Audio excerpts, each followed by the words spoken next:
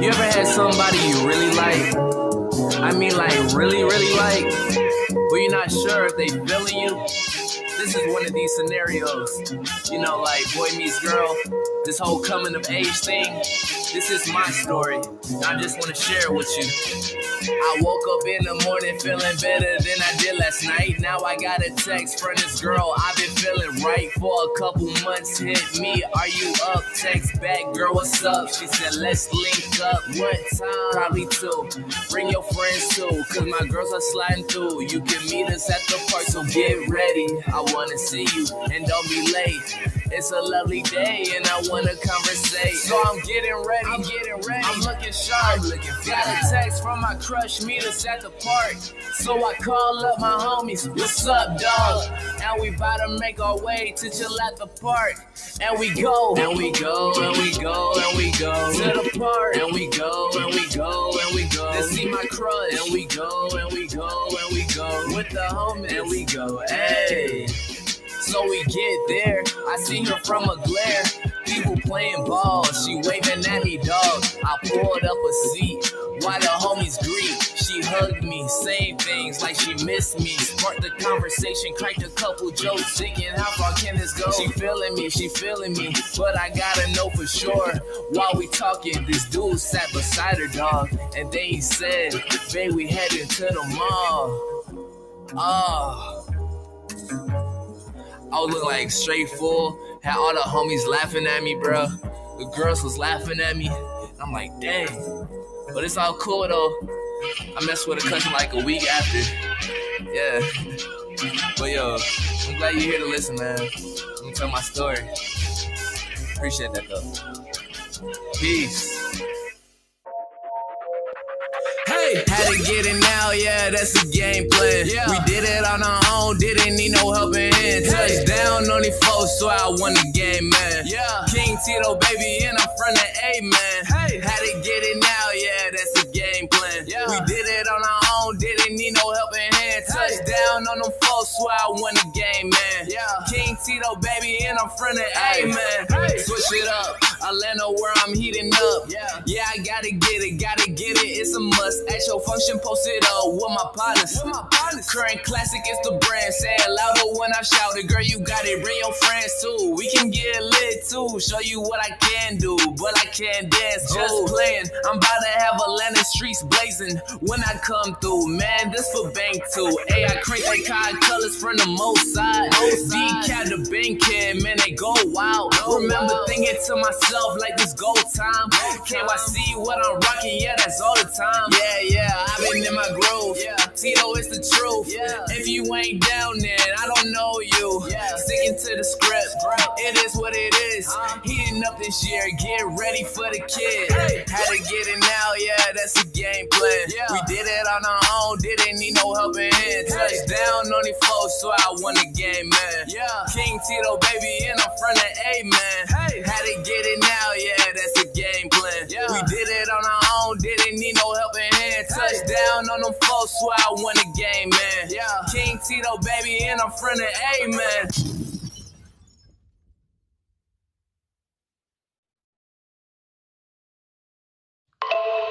I think truth plays a big part in growth.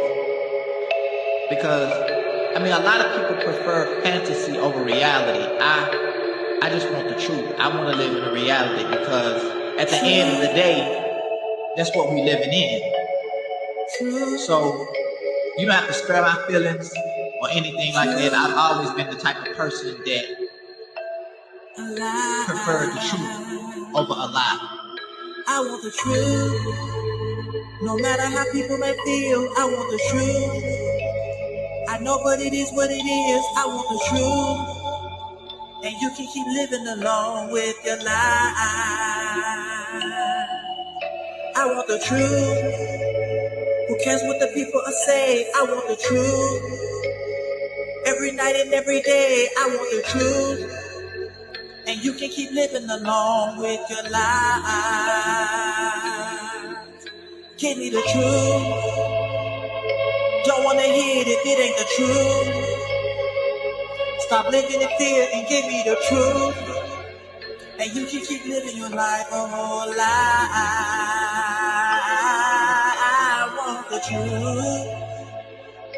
I'm not afraid, I want the truth. Cause I'm finna play, I want the truth.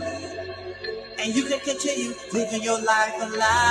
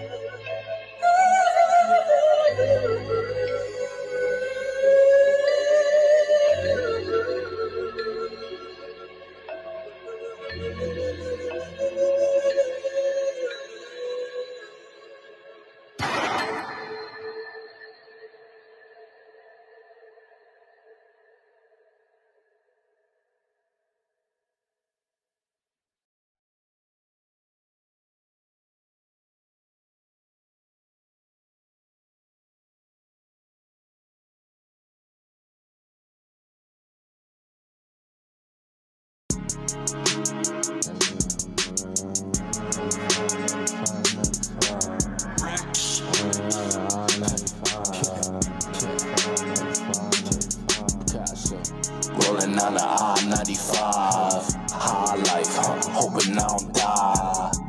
Living my life too fast. I'm alone in this bitch. I do the dash. Rolling on the I-95, high life, hoping I don't die. Living my life too fast. I'm alone in this bitch. I do the dash. Hey. I'm a factor, you niggas actors, I tell them back up, I got my cash up, out of this world like I'm NASA, brand new vehicle faster, and I stay blessed like a pastor, hey, all white bastard, hey, tryna get low in the palace, hey, these niggas they pussy, they not malice, hey, I can't fuck on her, that she average, bad bitch came with the baggage. Hey, now we go together like a sandwich. Hey, real one, but they don't understand it. Rolling on the I-95, high life, hoping I don't die. Living my life too fast. I'm alone in this bitch. I do the dash. Rolling on the I-95, high life, hoping I don't die. Living my life too fast. I'm alone in this bitch. I do the dash.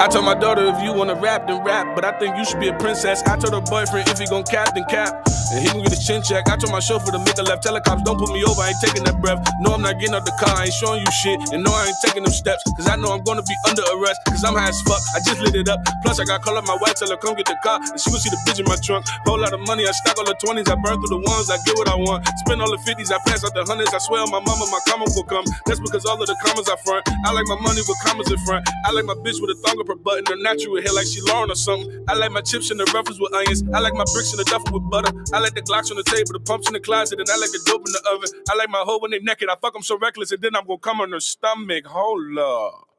Fuck happened to the beat, bro? Hey, bro, that's cool and all, but weren't you supposed to be dissing Chess?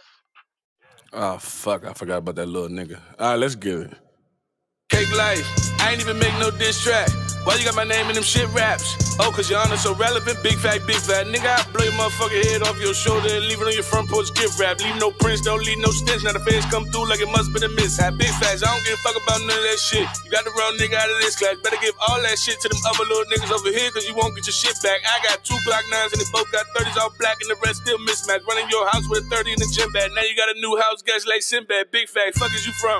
All you gonna see is a tech in the drum. All we gonna leave is a mess when we come. You just gonna see me in Rex with a gun. You just gonna see my index and my thumb. You just gonna see a suppressor then run. All you gonna hear is a pop pop followed by dot mop, then another pop pop, then another bop bop rum. I'm the little bitch, I'm the #1 stunner. You talk all that shit, I'm gonna handle your plumbing. Have smack at your funeral, reading the statement like Dilly departed. My #1 gunner, don't fuck with me, stupid. This ain't what you wanna. I get on my knees and I pray for a bust it. Dear Heavenly Father, I wish that he would.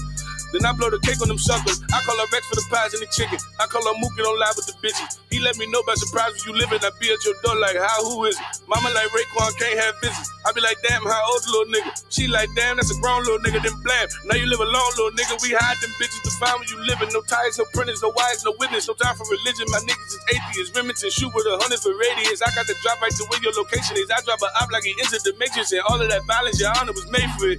Everybody smelling like bacon things. I ain't got time for no hating shit. Had to just break a brick and give it back to the gang. You do $1 million, I'm worth about $1 million. I promise you, nigga, this shit ain't the same. You call up Tay-Rock and Steams to spar. This is the difference I'm trying to explain. Your best friend battling a bitch this weekend and my best friend in the All-Star game. We not the same. 15 racks in the book bag, nigga, this pocket chain. We not the same. Just gave Mook the SK looking like a stock exchange, but we not the same. I ain't even about to finish that shit. Hey, Chess, give me 35. Give me 35 if I can finish this shit for you. Chess, Rock, Oz, Lux. Rock again, Oz again, Lux again, Verb, DNA, GC, better yet, Treachy. Shine, you my brother, much love, you already know. DNA, you dead man. Mickey Facts, dry snitching ass. Don't enter my spawn sessions no more, you just gonna cap the other niggas, nigga. Weak nigga, I been him, always have been and will be. You don't like the name, then kill me. Just for fucking spawn with clips. I gotta spawn with Mook, cause y'all niggas ain't it. It's different up here. Big capital. I'm going.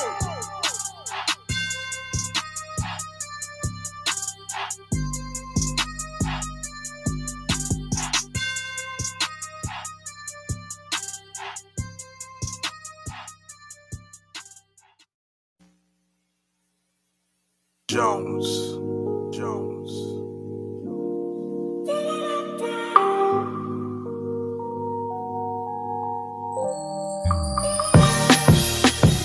One man army, that's how I'm feeling lately. Friends switching up the pen, I'm picking up more often. I never grow up, I'm still writing in the margins. I know my fam wanna see me succeed. I know I'm kinda bad when calling back when you need me. Just know I'm working on it. These days my age doing it for the moment, not to make it last. I think it's kinda sad, I tussle between it. Rappers making garbage, watch it come out gold. Made me think about my music like I need to be on that. Matter of fact, bring it back to the basics. Mic and a speaker. Swear 2 years ago, niggas didn't believe us. Now I made them to believers. Look, when things get tight, the more better I write. Current classic, nothing better than your imagination. Give me a rapper, assassinate him and take his place. Trying to do what's right. By any means, trying to live my life. This what I feel is right. Gotta take my time so I can see that light. Trying to do what's right. By any means, trying to live my life. This what I feel is right. Gotta take my time so I can see that light. Get on greatness in the making. I'm only getting better. Tired of waiting on artists claiming they help me get better. Boosting up my confidence without no effort. Please, I've been let down. Hopes up, I'm back now. Let's get down, never forget about my roots. Atlanta where I'm at, Chicago where my heart's at. All around the world where I wanna be, gonna see. Cause every day I dream to fly overseas. Look at me, talking about the future. I visualize the questions people gonna throw at me. Premeditation, I'm thank you for your patience. I've been thinking about music, but I couldn't make it. If I flop, I might fail. If it drop, I might bail. I got my fans, so I know they will rock with it regardless until the end of time. That's why I gotta keep my head up high. Trying to do what's right. By any means, trying to live my life. This what I feel is right. Gotta take my time so I can see that light. trying to do what's right. By any means, trying to live my life. This is what I feel is right. Gotta take my time so I can see that light. What's up with the music, man? Man, working on some new stuff. Okay, how's the process going right now? It's good right now. You know, I got a lot of things to get off my chest. Okay, you know, one of the things I say is, make sure you express you and don't compromise again for nobody. That's one of the biggest things. Stand on your own two like a man. Right. Okay, that's the biggest thing. When never try and search for the words you want to say. Just say what you feel. You know what I'm saying? That's a lot of times everybody want to be perfect, but we're not perfect. You know what I'm saying? Nobody is. So, for what people think, what they want you to say, say what you feel. I mean, sometimes I can never tell you how you feel is wrong, because that's how you feel. Mm-hmm. You know what I'm saying? I'm always going to be unapologetically black. Mm-hmm. You know what I'm saying? So, if I choose to crack some eggs or hurt some feelings along the way, so be it. But I'm being true to me. So, with your music, just be true to you. And out of that, all doors are open for you.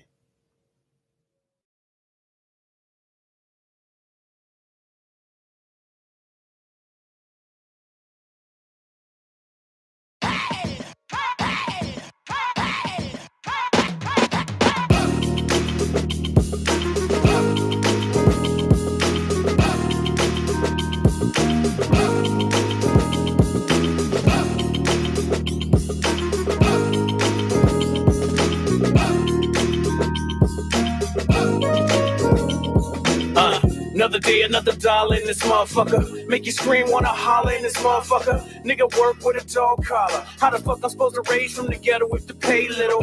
Every man that I know got a plan. Every man that I know work for the man. Speak for me and breathe air you breathe. So I know I got something to achieve. In the mind of a state, give a fuck on what it take. I'm a millionaire, billionaire. See you when I get there. For now, let's grind in the ghetto state of mind. Put the pedal to the floor, I got a steep hill to climb. That money on my mind, gamble everything of mine. Rather be broke than to live with a yoke. Nowadays, people slave for a little bit of hope. Guess I better ball hard, spit a bar, sell dope. Excuse me, Mr. Officer. What it take for my hands to drop? Why to stop? What we here for? You know the answer. Cause I'm black with a hat and a nice car. Excuse me, Mr. Officer. What it take for my hands to drop? Why to stop? What we here for? You know the answer. Whoa, wait, you're making a mistake. Another day, another dollar in this motherfucker. Make you scream, wanna holler in this motherfucker. What it take for a real nigga get a break? Made a contribution, fuck retribution. Laid a foundation, still motherfucker hate. Rather see a nigga broken, see him elevate. Know if you made it through, now contemplate what I'm here for. Appearance of the Jim Crow, probably just mockery, jokes and hypocrisy. Take a stand and the folks on top of me. Call a guard, come fast with security. They pounce hard and wanna press charge. Made a little progress and I'm still under stress, so a little bit of change. But the attitude the same, like I'm back in the hood with a Glock and I'm good. Sabotage myself, I don't need no help. Excuse me, Mr. Officer. What it take for my hands to drop? Why to stop? What we here for? You know the answer. Cause I'm black with a hat and a nice car. Excuse me, Mr. Officer. What it take for my hands to drop? Why to stop? What we here for? You know the answer. Whoa, wait, you're making a mistake. Another day, another dollar in this motherfucker. Make you scream, wanna holler in this motherfucker. Give me dap right on the backside, in the limelight. This my time, right? Should I see through it? Put heat to it. Let the time pass, never speak to it. Who would I be? To stay silent is calamity. So I came to speak. Got a million man strong with a right to bear arms. All it take is a song. Play the shit in a song. Super grip on my phone. Got the video and drone. Catch a glimpse of the ruckus is the movement and push. Nigga tired of being pushed. Now police in the streets with the riot getting heat. Rubber bullets in the shield just to make us know the feel. One shot, one kill. Nigga dead in the street cause the bullet was for real. Excuse me, Mr. Officer. What it take for my hands to drop? Why to stop? What we here for? You know the answer. Cause I'm black with a hat and a nice car. Excuse me, Mr. Officer. What it take for my hands to drop? Why to stop? What we here for? You know the answer. Whoa, wait, you're making a mistake.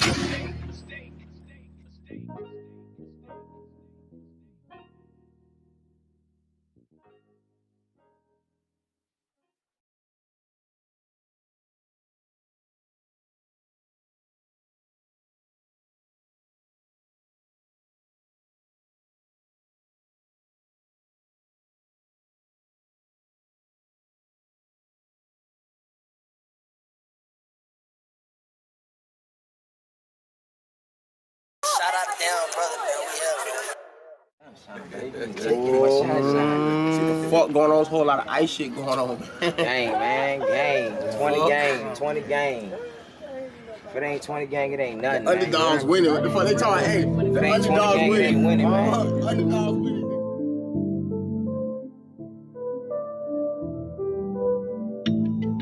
Ooh, it's true. Gas all I smoke, backwards when I roll. 45 my side, devil want my soul. Bad bitch in the ride, go wherever I go. Do whatever I want, she don't ever say no. Gas all I smoke, backwards when I roll. 45 on my side, devil want my soul. Bad bitch in the ride, go wherever I go.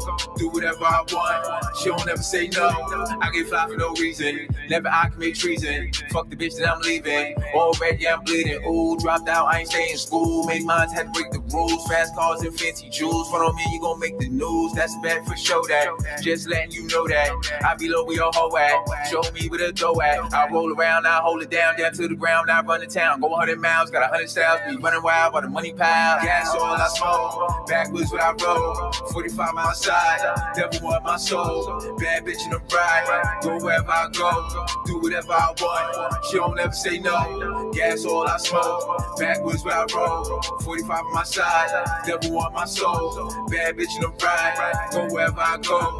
Do whatever I want. She don't ever say no. I'm sourced up, I'm dripping. I'm bossed up, I'm pimping. I'm double cupping, I'm sipping. Them niggas hating and tripping. I'm taking all of they bitches. I'm making all of my riches. I handle all of my business. Then peel off with the quickness. Lord, can I get a witness? Buy everything expensive. There's food for thought for them dishes. Be careful with your wishes. You never know how far I go. Hold tight, won't let it go. No one else got a better flow. Get better, and better. Gas all I smoke. Backwards when I roll. 45 my side. Devil want my soul. Bad bitch in the ride. Go wherever I go. Do whatever I want. She don't ever say no. Gas all I smoke. Backwards when I roll. 45 on my side. Devil want my soul. Bad bitch in the ride. Go wherever I go.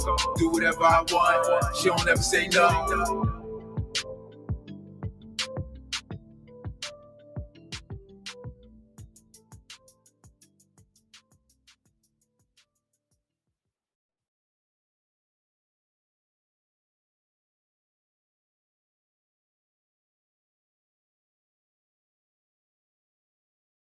Easy now, no need to go down. Broke that run, that this how we from. Easy now, no need to go down. Broke that run, that this how we from.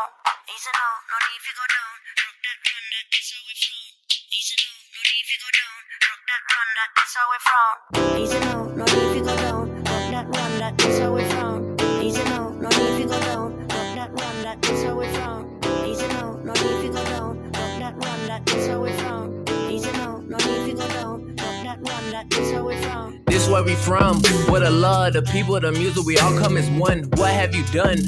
Folks, they just talking like they are just bosses or something. I got problems day to day, my people dying. Got my family watching, any haters writing. Just realize I'm in a better place. Gonna write it out till I'm finished, man, and that's work. Niggas now talking like they gonna do it bigger. Hey, you lady in the back, now they hurt. Dog, look at that. Try to blow up a cell while she all on T. Wait, I've been on the grind, so it's all on me. What's the steez? People try, but they can't complete. I be damned if I ain't the one that can't complete. Cause I came from a place where the bombs to see. Real talk.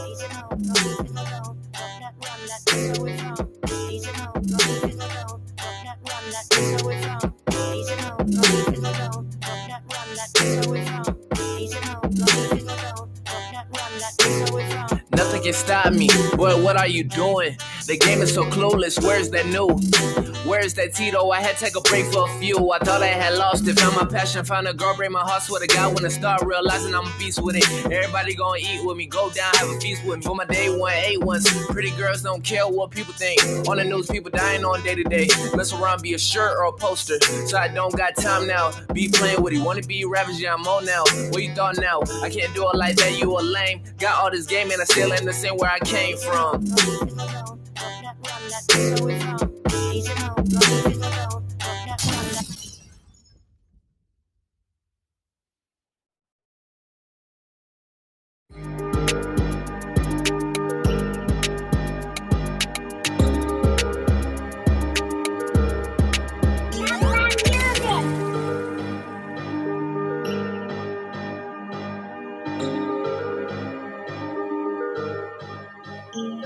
Yo, while you was on the couch with your ass out, I was in the trap house getting bags out. Nigga ass shot a veil about the last house. My brother Reese walked in, nigga passed out, telling me I need to chill what I'm doing. You can get the fuck out if you don't feel what I'm doing. I seen a couple niggas make a meal what I'm doing. You're right, I probably need to chill what I'm doing, but I won't. Look at Machiavelli, baby, he be out of sight. Say a lot of dumb shit, I do not write. Yeah, I beat women, but I am not Ike. My friends shoot niggas, baby, we do not fight. My young nigga chill with a stick. Ever since the sentence homie get killed with a blick. Niggas came up bad, we are still hitting lick. Nigga damn. What is going on? I'd rather get money for Let me get set up. If the nigga Y'all jam out. Deal, he'll snitch. Everybody treat you like you real when you rich. Sunday. Uncle Phil when he pissed. My nigga hit me up, he got a plug on the Larry. 1 second. I be on the Y'all rock out. like I'm Jerry. Y'all rock out. I'm enjoying Sunday. Oh man. Hey, we doing it big, man. No money, nigga, hand me that block. I was in a yeah, it's one of those. I was in the third grade. One of those. How is everybody doing? Thank you for tuning in. Go ahead, share the content, please. Please share the content for me. If you're stopping by, hit the like. You know how we do. Sitting on the bed while my girlfriend Ghost, what up? I see you out there, Ghost. While you was on the couch with I your see ass you. out, I was in the trap Chelsea's house way. bags out. Shane, did you know? Joe, Chris, nigga passed out, telling me I need to chill what I'm doing. You can get the fuck out if you don't feel what I'm doing. I seen a couple niggas make a meal what I'm doing. Yeah, right. okay. I probably need to chill what I'm doing, but I won't. Bam. How is everybody doing today? Sound check. Can you guys tell me if the sound's okay? I'm going to get the chat up so everybody can see the chat. Okay. I want everybody else to be able to participate. You understand? How is everybody doing? Yes, it is going to be a great show. Lovely show. Oh, my goodness. I got to log in. Really? Really? Are we going to do this right now? Hold up. If I got it. Okay. Please tell me I'm going to mess this up. You already know when you're drinking and you're typing in logins. Yes, I don't care. I got mine super secure. Okay. Let's see. Oh, cars. Here we go. I'm feeding the machine. This is what happens when you feed the machine. So don't be mad, Nick, when computers take over the world. Well, guess what? You're telling them what every damn thing is. Okay, no more cars. Come on. Please select. Where's the cars? Okay, I'm tripping. Yeah, I am a little drunk. Okay, there we go. Bam. Can we get on? Log in. Bless. The chat is up. Let's go. What is going on? Everybody, can I see some names in there? Please type in the chat. Warm it up. I see my man Joe was there. Yo, if you're on the Facebook page, do me a favor and share the content. We've been growing like crazy. Y'all got to keep it moving with me. Okay. My man Joe, coming in the crunch time. Can you dig it, sucker? I can dig it, Joe. Joe coming in the crunch time. Shane in the crunch time. Ghost in the crunch time. Oh, y'all. Cheers, man. Let's go ahead and get the shot. We're going to talk to the show. Let's get the images straight. Okay. Bam. Oh, man. Hold on. Let's get some sounds for this. I know I got one. Oh, say it ain't so, man. We're going to do this. We're going to talk about it, and we're going to go ham. Because they're trying to do my man Gary Bowser dirty. This is wrong, man. I'm telling you, I'm the only one out here standing up for Gary Bowser. I remember when everybody saying, oh, he's such an asshole. I can't stand him. I'm up here representing. All right. Gary, shout out to you. Okay, let's put this up on screen. Bam! Yes, you see it. Okay, and we're going to talk more about the image on the screen, which is the so-called location where Gary Bowser lived in the Dominican Republic. Damn. Now we look at the date. It says 2020 in August. Okay, they was all in the crib. It looked like a video they playing on Windows Media Player or Windows 10 or some shit. Okay? Believe me, they was all in the crib. But this is the so-called house of Gary Bowser. Damn. Y'all, I want to say this. And this is true life shit. And we're going to break down what this article, Vice, they wrote a great article. Shout out to that guy. Okay. Great article of breaking down everything, not just what he's getting locked up for and all this other stuff, the realness behind it. And the realness behind it is that Gary Bowser is not this so-called kingpin they're trying to paint out. It's been shown now he's not this kingpin. But when it comes to people that got caught, his ass was the first. Okay? Max, I don't know. I'm not sure what happened. I'm sure Max is on Instagram posting in all types of places. Shane, you'll probably see him out there in Australia soon. Okay. Max gets around. And then you got Chen, number 3. Okay.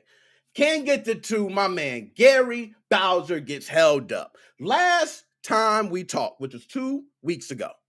I didn't do it last week, Super Bowl. Y'all know how I go. Right now, NBA All-Star Game is going on. And y'all know how I like basketball too. Okay? But the show's important. I can't do it twice. Super Bowl is like, that. Okay? Gary Bowser literally has been sentenced. This is not no facing. This is not no possibly. It is official. The judge has sentenced Gary to 40 months in a federal prison. Can you dig it, sucker? Yo, cheers to Gary, man. Everybody get your cups. Cheers up. You know what I mean? I see my man Shane. Max is, Shane, he got it. Hey, you better watch out, though. Wow. I'm drinking straight Patron. I'm crazy. I don't know why I bust out the Patron. I felt like it was that type of day. Chase it down with an energy drink. So, I want to go ahead and pull up the article.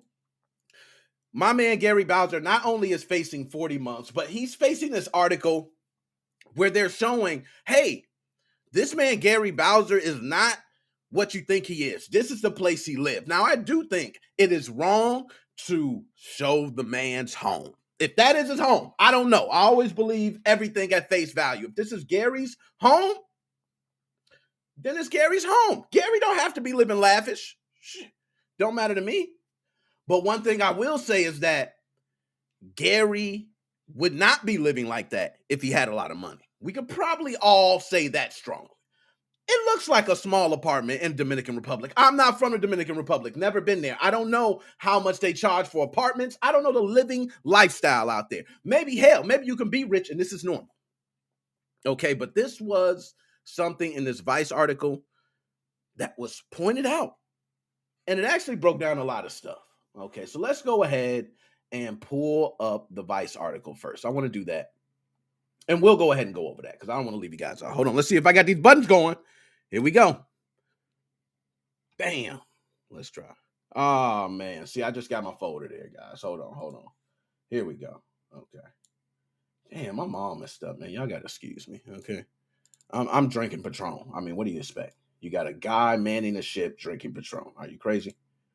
Okay. Bam.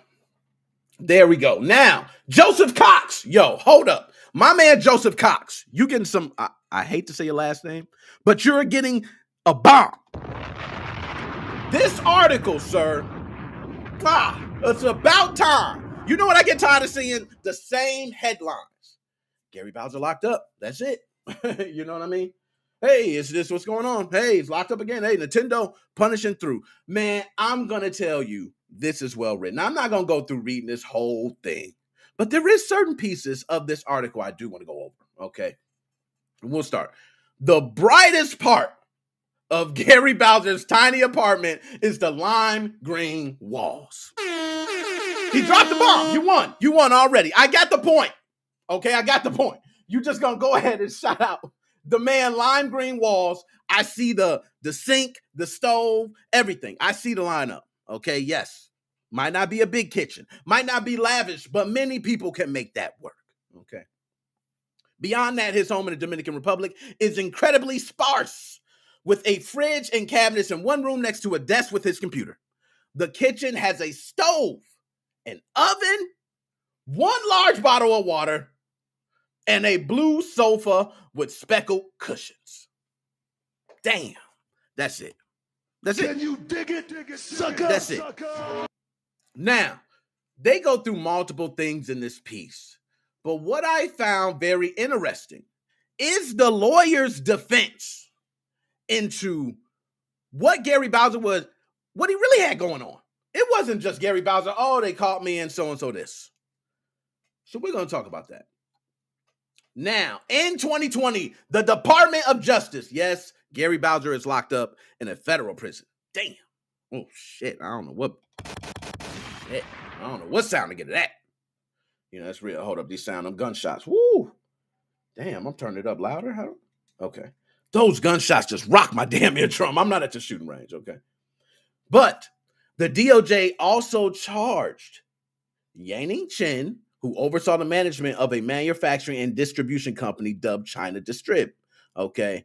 But they charged Bowser and Max, who led Executor by recruiting investors and exploit developers, as well as establishing Executor's manufacturer with resellers around the world. So they kind of put Max and Bowser together on the same thing, okay? Well, Max and Bowser are like, yo, they boys, okay? They're cool.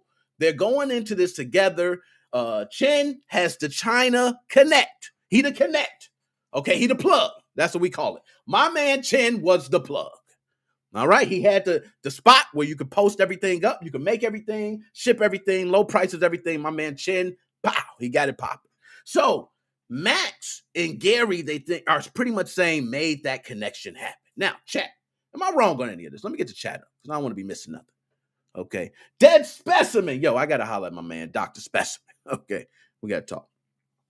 But although prosecutors describe Executor as one of the most prolific video game hacking groups, I don't think the prosecutors were wrong. I must say they're prolific. When I think of video game and hacking, I can go way back. But when you talk about hacking and the history of modding systems, you have to mention Team Executor. I think we all can agree on that. Everybody can agree on that. Okay? So, Bowser also administered a website called rom-bank.com, which contained illegal copies of over 10,000 video games. Can you dig it, sucker? So I'm gonna ask y'all something. Do y'all think that Bowser knew everything that was going on with these games? Do you think Bowser put these games up because maybe he wasn't making that much money in the whole deal? That would make sense. Okay, maybe. Hey, maybe the Connect and all that Max told me we're going to be making money. I ain't making big bank. Shit, I got to figure out some way to make some real cash. So I start posting up, games. I got a server. I charge a price. Now, that's allegedly. I'm going to say all this allegedly. Okay? But, that's what's going on. So now, his lawyers, Michael Filopovic, okay, which, by the way, I got to holler at one of these lawyers. Okay, don't think I'm not going to reach out. Okay, this is a follow-up story coming from MoFan.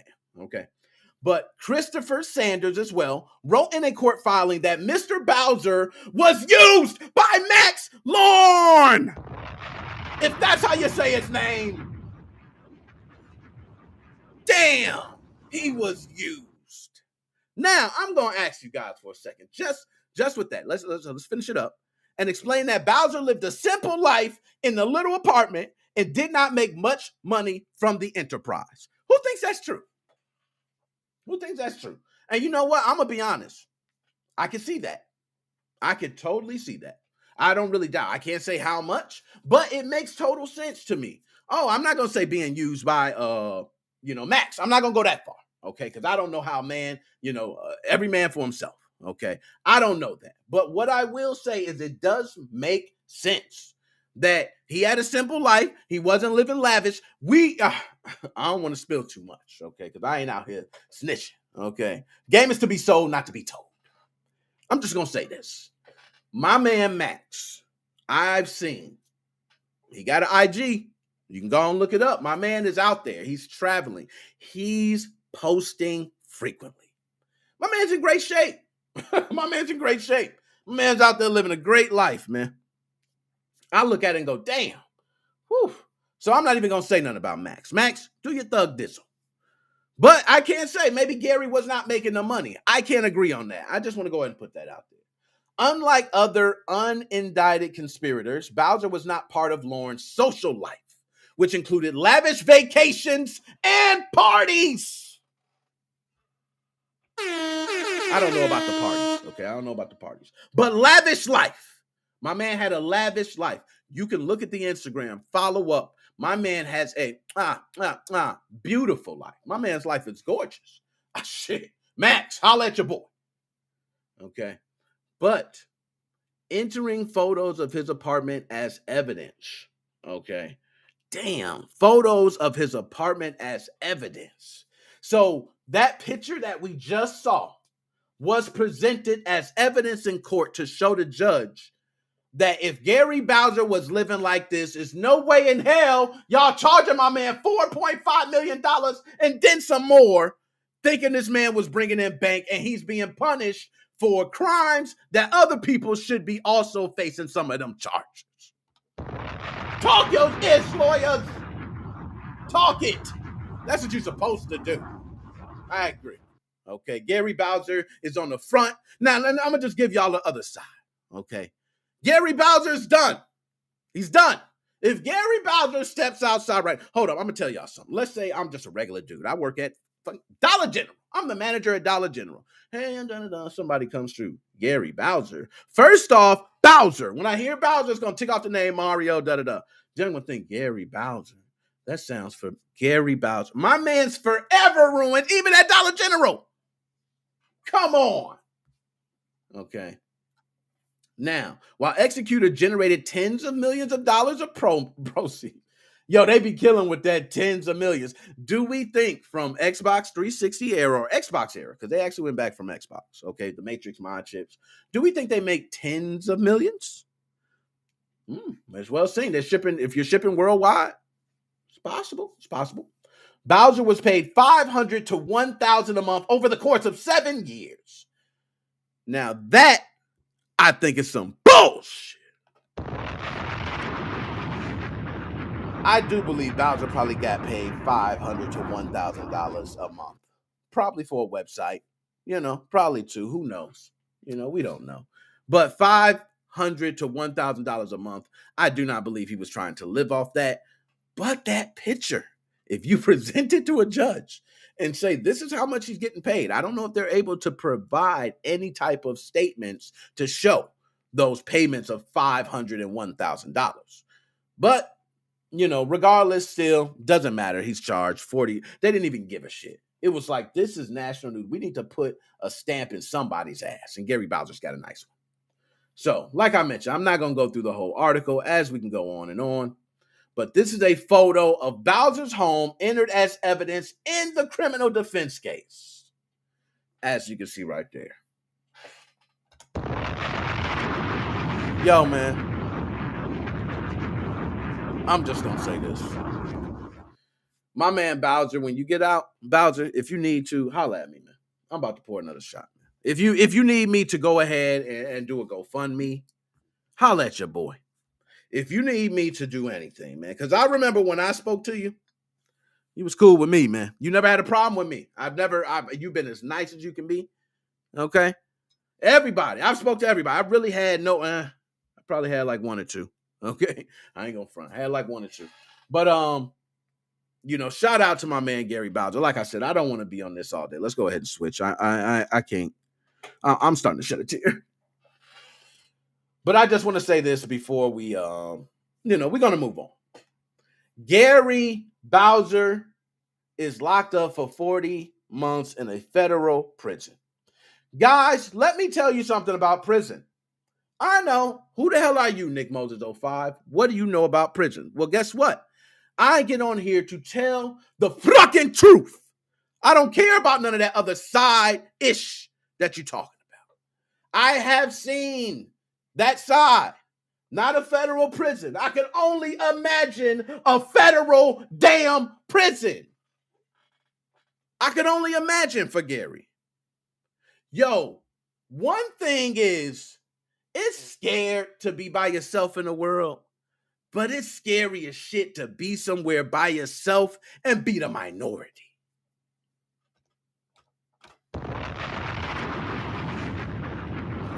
It's scary. And I can see, I've been in there. I'm going to give y'all a story. I shouldn't even be telling this because I feel like I'm slick snitching. But this is no lie. I got to confess, I'm giving my life. Hernando, Mississippi. I was actually in there, in the system. It's a county jail. Now, I was in there for a failure to appear. No, I take that back. I was in there. The failure to appear kind of was started. But I was in there for jumping bond. For those who do not know what jumping bond is when you bond yourself out, okay, and you tell the bail bondsman, I'm going to pay you back such and such, okay? I go to Hernando, Mississippi. So, first time in there, open the door, it is 50 bunks of grown-ass men, and there are people sleeping on the floor, which means overcrowded, right? Yo, if I could only tell you the things I seen, okay, I'm not going to go through it all. We went through like 4 shakedowns. I've seen folks literally I've seen folks come in 5 minutes, get their ass beat and walked out. 5 minutes. I am not joking. And his buddy came in 5 minutes later, said, well, my boy, they said they whipped his ass. Go out there. I'm not playing. It is real. So I think about Gary Bowser. I've seen the pictures of Gary Bowser. Now, Gary, get you a crew. Get you some friends.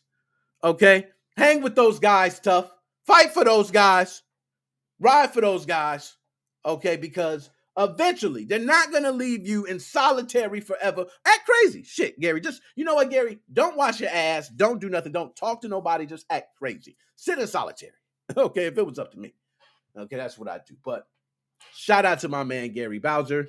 Now, off of Gary, I just want to say on a side note, because I could be on Gary all day. That's my dog. I don't care what nobody say. Shots to Gary, okay? But this shot, I'm about to tear somebody a new asshole.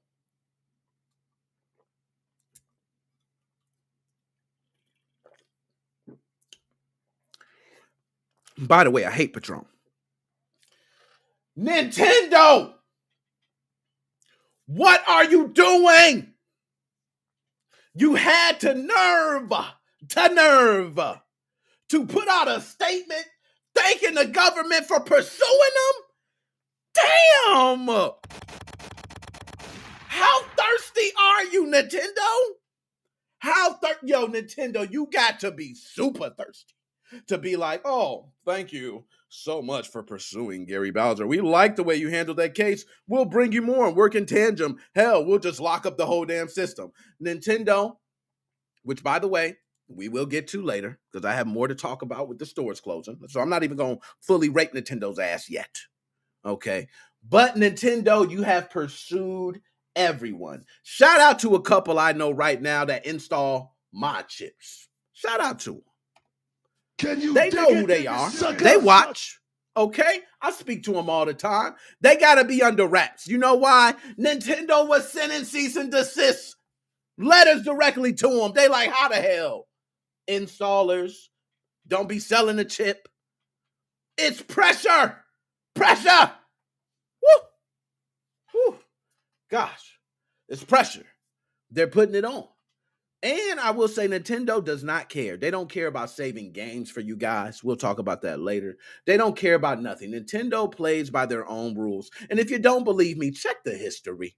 Okay? Nintendo's been playing by their own rules since they first came out. Hey, you want to bring a game here? We don't like it. Change this, change that. Nah. Okay, we like it now. It's ours. That's the way it worked. You just had to work with them. And thank God we had competition. That's why competition is a beautiful thing. I don't ever get mad at competition. Okay, we had Sega Genesis. We had other systems to compete to bring out the best in other systems. Not mad at competition. Okay, but Nintendo, you had the nerve to thank the federal government for pursuing. It's bad enough we hate you for all the things you do. Okay, we love your games. I'm sorry, Mario. Oh, you're the best. Mario, we've been boys since way back. Ajax, Flapjacks, Crack Sacks, all that. But the way Nintendo does business is very samurai-ish. It's cutthroat. They don't care. They don't take no name. As a matter of fact, when we talk about all the acquisitions with Xbox and Sony, they don't give a shit. They don't care. They know Mario can live forever. God. Okay, so let's go ahead. I'm going to actually see if I can pull up the actual statement that they thanked them. How do you thank them? How do you thank the government? We already hate you. You know what? It's what I expect Nintendo. So let's go ahead. I'm gonna find this. There we go. Let's pull this up on screen. Hold up, I got my button set. Let's go. Yeah, that's what I'm talking about. Got my button set. Hey, Andrea Mitchell, I see you out there. Hold, Drunken Monk. Let me go ahead. I'm gonna read some of the comments. I'm tripping, y'all. Let me get. I see. Ooh, what's that? Chaos? No, but let me go through some of the comments. I ain't read too. Chen is the man. Okay, Andrea, I see you out there. Let's go through a couple. Chen is the man. Now I will say this, Andrea. The thing about Chen is through this whole entire thing, Chen has not been caught, seen. We have not done anything. Hell, for all we know, Chen is living life is like it's golden. You know what I mean? So I might be with you. Chen is the plug. I believe Chen is the plug. Okay. What's your favorite crypto and why? Come on, man. There's too many cryptos out there. I don't really have a favorite. I dump your money in the ones you think that are going to go. If it starts tanking, pull your shit and put it in another. That's the way crypto goes. You can't really have a favorite. Okay. And that's a shout out to my man, Save Ethereum. I know my man. You was going to say Ethereum anyway. Okay. What are you trying to do? Okay. My man, Shane. Gary helped you out. Drop a bomb. That's what Gary's doing. He's out there saving the world one soul at a time. Now, this is a big one, but I'm going to go ahead and read it out, guys. Okay. The DOJ looks like idiots from this. They tried going after a hacking empire, got the guy that was mostly just reporting on everything, and everyone else is still sticking around. However, since Gary pleaded guilty, there's no arguing facts. Nothing the prosecution presented needs to be cross-examined and proven, just like the defense. Gary is a great guy. Pluck the Dominican for nabbing him, and pluck the DOJ for having a tantrum and over-sentencing because Nintendo was leaning on them.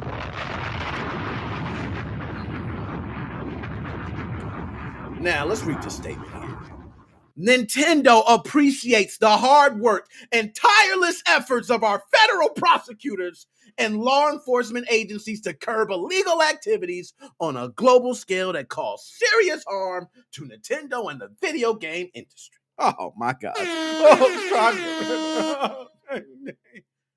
okay. Yo, my man, Gary, look at that. Gary got me unbanned. Let's put some more Gary stuff. I like that. Okay. In particular, Nintendo would like to thank the Federal Bureau of Investigation. That's the goddamn FBI, if you don't know. Homeland Security investigations of the Department of Homeland Security, the U.S. Attorney's Office for the Western District of Washington, the U.S. Department of Justice Computer Crime and Intellectual Property Section, and the Justice Department's Office of Internal Affairs, or whatever. Everybody! They thanked every damn body! Nintendo, who you didn't thank? Shit! You thanked everything. Thank everybody. Thank your asshole. Thank your asshole. Can I lick yours? Can I lick yours? What the hell? Like, my God. Are you that thirsty to prove your track? Look, I'm going to tell y'all something. Piracy has been a thing. We all know it's been a thing. Okay? It's been around. Shh. You go some other places, it's even worse. Okay? I buy games. Believe me, I purchase games. I don't really pirate any. I really don't. Okay. You can get a lower sentence for a violent crime. The justice system favors big corporations who have money with big lawyers. This is true. This is how it's always been in the court system. I would just like to say, and before we move on, because we do got to get to the next subject, but I will say this. This is one thing I want to tell everybody about the court systems. He is absolutely correct. You can have a violent crime and get less time than possibly what Gary got. It's true. Gary, now I will say this. We hark on the time, but believe me, Gary will be fine, man. Nothing will happen with Gary. Gary will come out. We'll speak to Gary. Gary will come back and watch these and be like, yo, dude, thank you. You know what I mean? For speaking up. When nobody else was talking, they was just trashing me. And I don't really consider this even speaking up. I just consider this me actually speaking with him before. You know what I mean? Like, I don't know any of this. He might have been in Dominican Republic and you know what's behind me. Shit, it might have been a water bottle empty. You know what I mean? Ain't no change in there. I don't know. I don't know, man. You know what I mean? It might have been metal bar. They might be trying to break in all the time. I don't know. But one thing I do know is Gary was cool with me. I didn't, when I spoke with Gary, I didn't think that image that I seen, but I didn't think Gary was traveling the world either. Okay, so Nintendo, get your thirsty asses out of here, man. We don't care that you're thanking the FBI. Like you're that thirsty. We already know you gave all the information. You had your people seeking and got it. We know that. That was why the whole case was started, man. Come on, we're not dumb. We don't even got to go through you thanking them. You're thanking them afterwards. What the hell type of stuff is that? Now, I will say, I believe we should be paying for games. I do think every game now with digital now being a new thing, I think every single game should have an hour playtime as a trial. It should be every single game. If you want to stop piracy, okay, you want to stop piracy, make every single game available from old to new to everything on servers and put at least an hour trial time unless you got to sign up for some damn subscription service. And that's what y'all doing all the time right now. That's all y'all doing. So that's just my opinion. I'm not going to go rant too long, but Gary Bowser, we wish you the best. I would like to find information. If anybody knows, I'm going to look up that information to actually possibly write Gary. I would hope people could write. That would be nice. That's one thing I could tell you people who are in jail love. They love letters, okay? Because that's communication to the outside world. You know, be able to write Gary. Imagine all of us just writing Gary, okay? Talking with Gary. Hey, what's up, Gary? When you get out, we're going to do this whole thing. Who knows? Okay. But anyway, let's go ahead. I ain't going to hold up too much. Okay, let's see. I've been screwing this up. I'm drinking Patron. I'm already feeling it. I'm going to be honest. I have a feeling when I change this picture, I'm going to screw it all up. But let's go ahead and do it. Oh! Yo, I'm about to run off. This is a very happy moment for me. Oh, my goodness. Hold up. Can I get a... Oh. Y'all. This is the best moment of my life. And it's all thanks to Battlefield 2042. Cheers, y'all. Hey, I might about to pour myself another shot, man. Hey, Battlefield, it was nice knowing you, man. It was nice, man. You was a good homie. You know, hey, I remember when EA, you took down my channel for like a little bit. It actually made my video come down for a Battlefield 2042 leak. You took down my stuff and look at your game. Hey, I bet you wish you can repost my shit now, don't you? Hey, they wish so bad all them videos they took down on YouTube, they can repost all that shit. Do you know how many views you were getting from leaked images? And y'all, EA, I am loving this moment. And we're going to talk about the article, y'all. We're going to talk about it. I just have to bask in this glory that I've been telling everybody. And I'm going to take just 1 minute, okay? Because everybody that watches this know how much of a Call of Duty fan boy I am. Okay? Now, I will admit, Call of Duty Vanguard been slipping, okay? But the difference is the developers said we brucked up. That's it. We messed up. It was our fault. You know what I'm saying? We take that. Okay? I feel them. We take that. I take that. But not Battlefield. Not EA. No, EA said we can't take that. EA somehow seems to find a way to place blame on another game. Well, guess what I'm here to do? Bring your ass over here, EA. Don't you do that. You're not escaping. I'm going to give you multiple things. First of all, everybody that was posting leaked footage of your game, you were literally getting them banned. That is one strike. Your ass deserves your game being trash. Okay, I'm just going to start there. Because when I was showing your leak footage as being the biggest Call of Duty fanboy, just trying to say, damn, look at all the futuristic stuff. Oh, we're going back old school. I don't know. I was just watching, and your thirsty ass couldn't wait to take down. You know how many people I know that had the stuff taken? Oh, okay. So your thirsty ass had to do that. Well, guess what? Your game came out. Everybody paid. How much was it? Oh, my goodness. Way more. Okay, way more than Call of Duty. So you're charging so much for this shitty game. I seen the game. I seen every bug. I seen it. That shit looks so boring.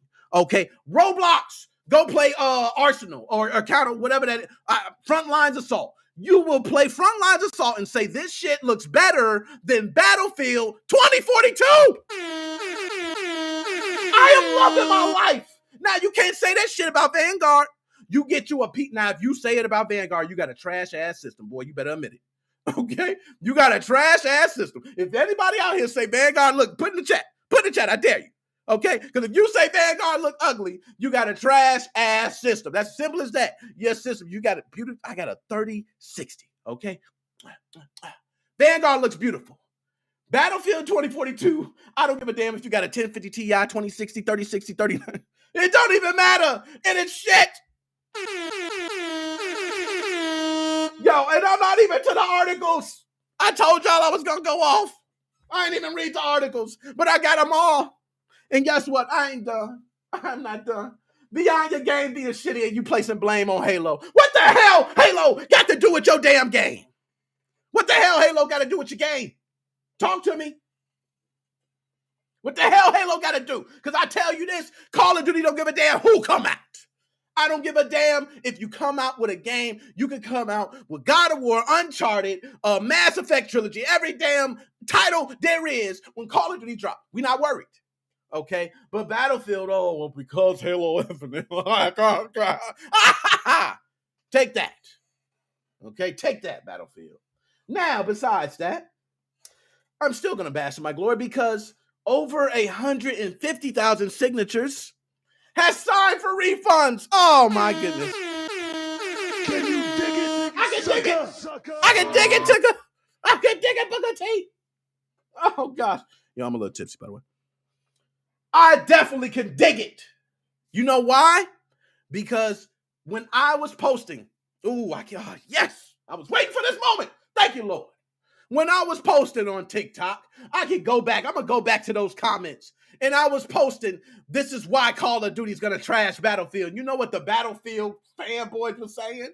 Oh, my gosh. Oh, you think that game's up? Wait till we come. We got this. We got that. Look how many people playing. Is it even 200 people playing right now? Okay, so I'm going to go back and I'm going to rape all of y'all. I'm sorry, I don't want to use that word. I want to say that. I'm going to, I can't help it. I'm about to rape those comments, okay? I literally am. Now, besides that, the refunds. So many people wanted refunds. Now, this is where I honestly am going to have a change of heart for EA.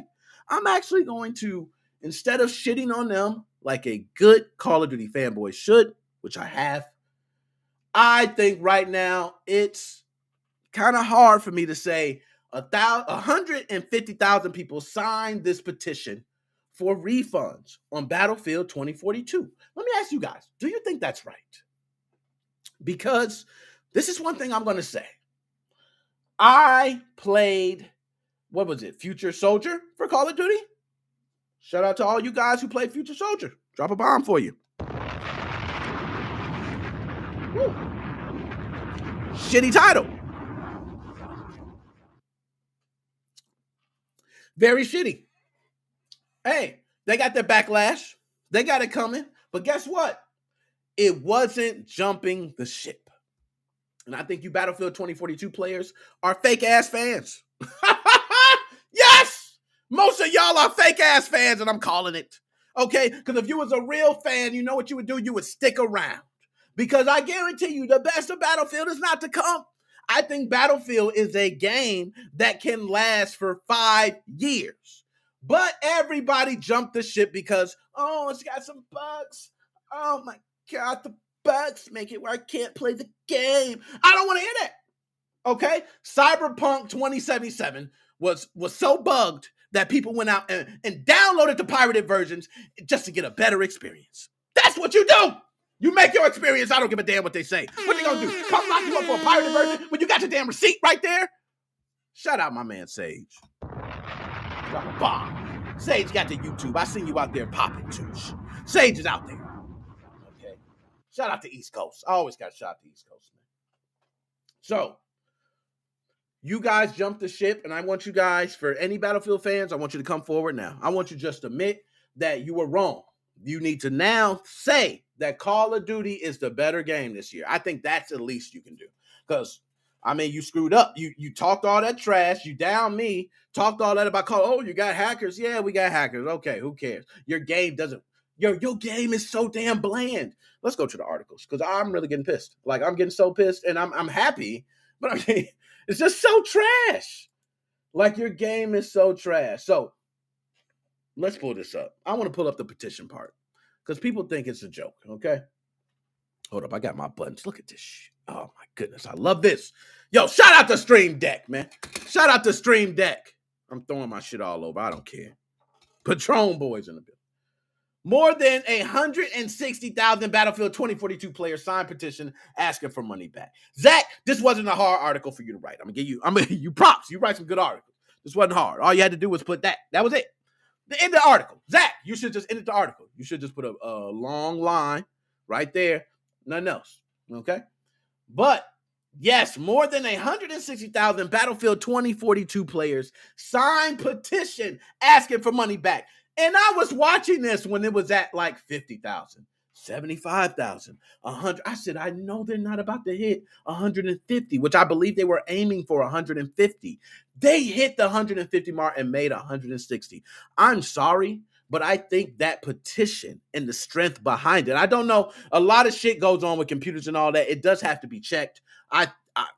People are crazy. But other than that, if everything is verified and these are 160,000 legit petitions, you have to give these people their money back, which I did. You know what? I say this, give those people their money back, make Battlefield 2042 free to play. Okay. Because now at this point, you need to trash the project. I think the way you handle marketing as well, EA, was not smart. I think you presenting the Battlefield experience like it was going to be the best right up front was the wrong decision. I do think it should have been letting players know that the beginning experience is not a full game. Similar to like a Fortnite releasing in a beta stage or something similar. Because that game cost, I think on the PlayStation 5 and the Series X, like $80 or $90. I'm sorry. $100 on a game. That shit bug free. I don't care. That's one thing I will say. If you have bugs in your game and it is a certain price point, you are held to a certain standard. Those investors put a lot of money in that. Cyberpunk faced that. I bought Cyberpunk for $10 with the steel box. Guess what? Now they just released a Series X upgrade. And I swear to you, I am playing a brand new game. That game, if you guys have not played Cyberpunk 2077 after the upgrade, oh my God. That is beautiful. So I don't know. I didn't play it when it had any of the bugs. I thank God I did it. It is a beautiful masterpiece. And this shows if you don't jump ship, Battlefield fans, you got a possibility of a great game. But y'all jump ship, sign a petition, they're going to give money back. And I promise you, if I'm one of the devs for that, you're not motivating me for shit. I'm not making you an update. You're trashing me for everything I'm doing. Get the hell out of here. I'm sorry. I'm keeping it honest. I am not giving you an update if I'm a dev for Battlefield.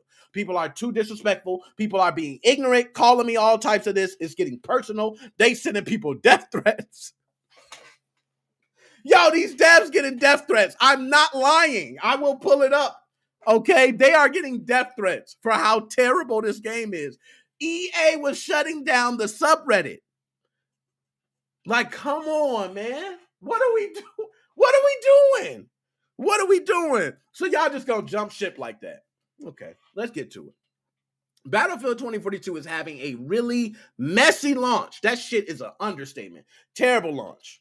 You know what? I ain't even gonna get a Cyberpunk. Now, as it becomes clear that fixes for Battlefield 2042 aren't coming anytime soon. More than 150,000 players have signed a Change.org petition asking Electronic Arts to offer refunds to all players on all platforms. All players on all platforms. Yo.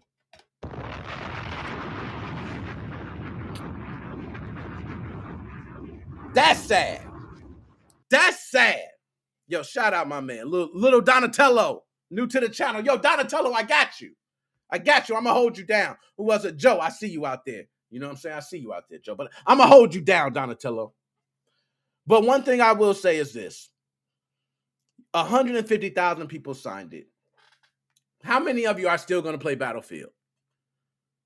If you get your refund, you still got the game. They're not going to ask for the game back. That's one thing that I do feel weary about, that, you know, I'm one of those people. Now, let me pull myself back up on big screen because I might be a little weird for this and I need to know where I'm at with this. I'm one of those people that when I see somebody at Walmart or Target and they're bringing a lot of shit back and they don't got a receipt, I'm kind of weary about that. Now, the reason I'm weary about that, because I've seen the other side. I've seen people get stuff from other places and take it places. You know what I mean? And I don't know. I get real weary with that. So I feel as though Battlefield players, you really jump ship so fast that I don't think EA or the developers or anyone wants to save you or make any updates. That's why you don't do that. That's why one thing I will say is toxic as the Call of Duty fan base is, which I will admit. I play some Call of Duty games and I'm black. Shit, y'all know what I'm hearing. Okay? So as many times as I'm playing a game, I love it. I still love it. I'm in there. I'm talking my shit. Okay? Y'all jump ship way too fast. And you need to start thinking about the way you're analyzing games in today's standards.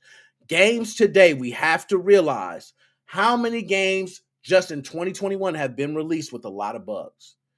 I think the pressure has been put on developers, which I thank God developers have started unionizing because they want to be stronger. They do not want to have to go through these strict time frames, having to put out games, because when it comes to big business and investors only want to make money. That's what a lot of people don't understand. When you see like, oh, Cyberpunk and the investors want to do this. Well, guess what the investors want? The investors go, yo, you pitched me a game. You told me y'all watch Shark Tank, right? Everybody here watch Shark Tank. I'm sure if you got it in other countries as well.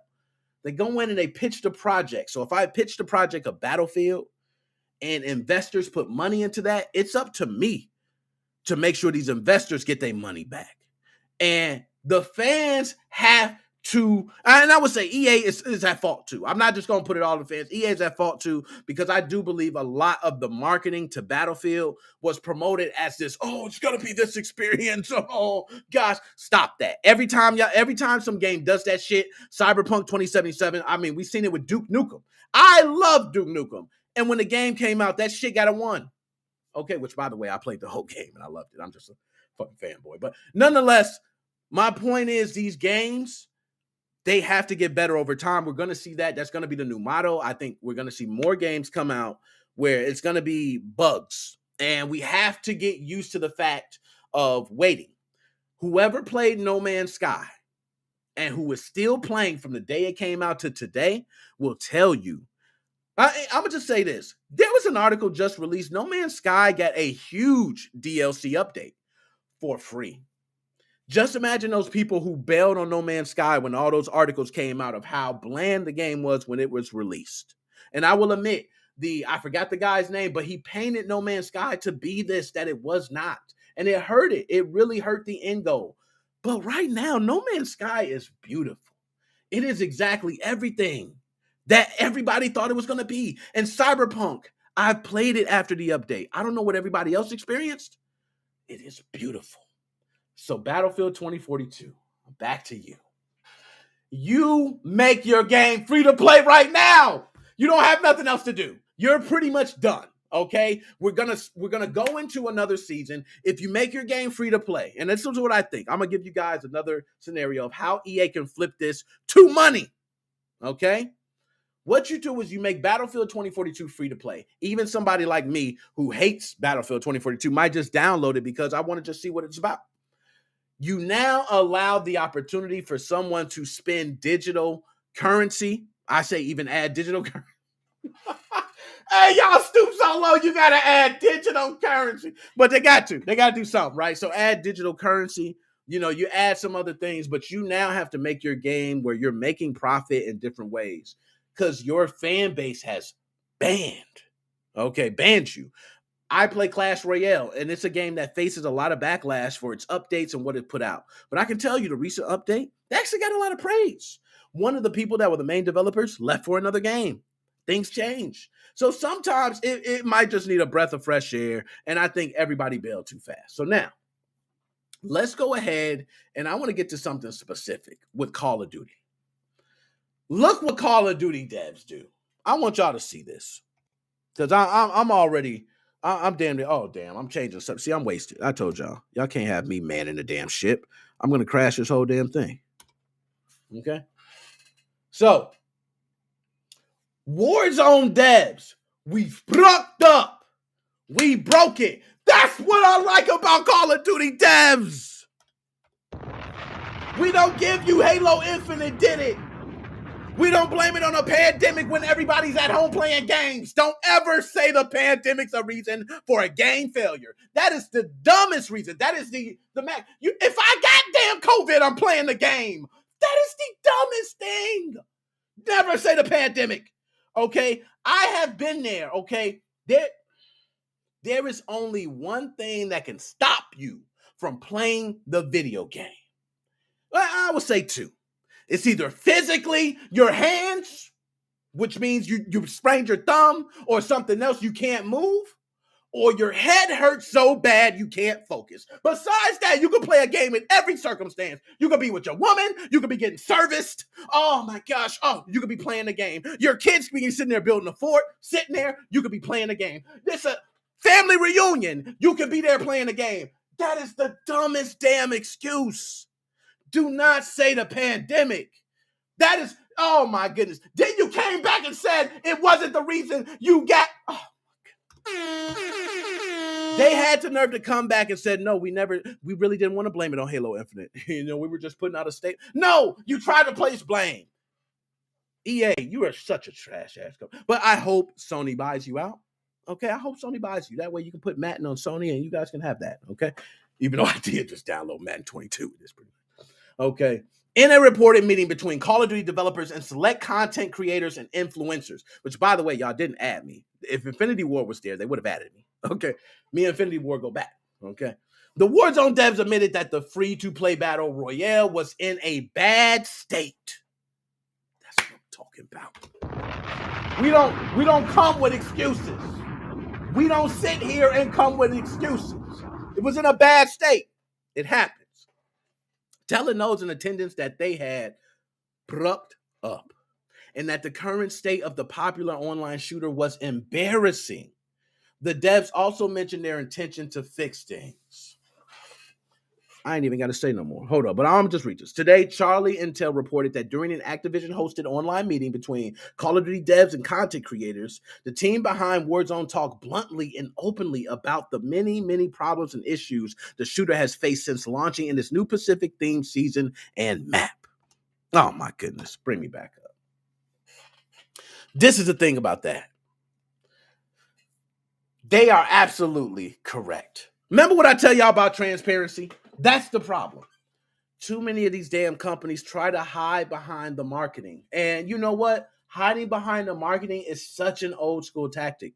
It's an old school tactic, guys. You will find that a lot of people today actually can market better themselves than paying for advertising. If you don't believe me, if anybody doesn't believe me, if you have any type of content and you paid to have that content spread out, okay, try sharing the content for yourself. Take 1 hour and share out the content, because the amount that is being made in advertising and marketing is sick. It is ridiculous. These people are getting paid. The devs who are making the games are not really seeing the pay that the marketing team is. The sales team. The sales team get the best trips, don't they? The sales team always coming back from Florida, Hawaii, so-and-so, while the devs is in the office all the time. So I'm thank God they unionize. But they have come forward and said, our title, we brooked up. We messed up. They were transparent about it. They actually spoke about how they're going to fix things, their goals going forward. Now, if I'm somebody that invested money, right? And somebody says, yo, I can't pay up right now, but I'm going to tell you this. This is why I can't pay up, because this happened, but what I'm doing is this to make sure I get you this. That's all I can ask. But when you come out, and if the dude comes back to me and say, hey, I can't get you your money because, COVID had you getting it right. Don't ever tell me, you better not ever. Okay, as many people right now, Omicron did hit everybody, they mama with the drama. Okay, I don't want to hear no more. We all did probably got shit. I don't know. But anyways, enough of that. So I just want to get to the chat. I want to make sure I'm not missing nothing. No Man's Sky, let me shout out to Sage on that. No Man's Sky is awesome. Sage. Not only is No Man's Sky awesome, it's free to play. I'm not sure if it's free to play still. It was. If it's still free to play, great. Because the upgrade they just released is huge. And it's still going. If you're not playing and you played at the beginning, you missed out. You jumped ship too fast. I'm a Chicago Bulls fan. I'm loving it right now. I'm going to be at the game chilling, okay? Bankhead bouncing and all that. But Bulls were terrible for a long time too. Okay, I remember the Derrick Rose injuries. All right, I've been there. I was here when Jordan won and we loved everything. So we go through struggles, but right now it's a good time. You have to ride through the wave. And Battlefield 2042 fans, you should be ashamed of yourself for how fast you jump ship. Okay. And shout out my man, Lil Donatello, man. Hey, why Lil Donatello? Why you can't be Big Donatello? You know what I'm saying? But you my dog. I don't care. They better not ever call you Lil around me. You know what I'm saying? My man Sage. Okay, let me go ahead and move on. I'm just clicking buttons. All right. So let's move on to the next one. Now, y'all already seen the image. Okay. And this is going to be one hell of a ride for me. Pull up the subject. Oh, my goodness. Let's get some sounds. Wow! Let me tell y'all something, man. I'm actually going to take a shot on this because I'm about to get litty titty, okay? I don't know. I'm so wasted. If I said some shit like that. That's pretty good. After your tongue getting numb, you don't give a shit. So, I seen the article.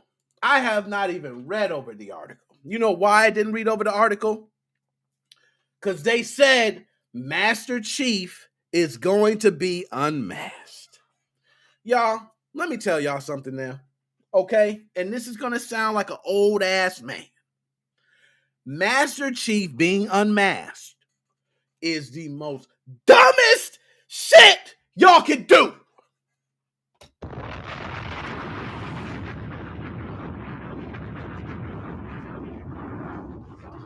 I'm going to tell you why that's dumb on so many levels. Now, one thing that we all love is the aura of being inside of another universe. That's why this metaverse idea is going to happen, because the idea of actually having our bodies somewhere else and experiencing something that gives us this, I can't think of the name of it, but it's like is it euphoria or something that's just so beautiful that we want to stay there. I do believe we will see homeless people sitting down with VR headsets. That will happen one day, right? So, if you unmask Master Chief, if you unmask him, what you are doing is you not only are changing the brand of Halo, you are taking a risk at hurting the franchise overall. And people might say I'm going overboard. Nick, that's a hot take. I'm not going overboard. I'm going to tell you something. I remember a big thing people talking about. I'm not sure if it's Spider-Man. What superhero was it that they mentioned now has turned the superheroes gay? There was backlash about that. Superheroes being played as another race. There has been backlash against that. These things are actual things that people can relate to. But one thing I'm going to talk about that a lot of people don't relate to is putting yourself in another atmosphere. Being Master Chief is not only about being, this guy in a suit. It embodies everything of Halo. It's literally Halo. Like every time, I don't care if you talk about Halo ODST. Every time I see a guy in a suit, I think of Master Chief. I don't know who he is. That's what makes Master Chief beautiful. If you don't make something where Master Chief's helmet is not stuck on forever, you'd have messed up. Now, I remember movies like Spawn, okay? I seen Spawn take off the mask, and oh my God, it's horrific, but Spawn is from hell. Master Chief doesn't say much, but if Master Chief takes off that mask, I am telling you guys, mark my words, I don't care how the dude looks. I don't care if it's a woman. I don't care what it is. It's going to hurt the franchise because the aura of the character is what we love. It's not who's under it. It's what they're doing while they're inside of the suit.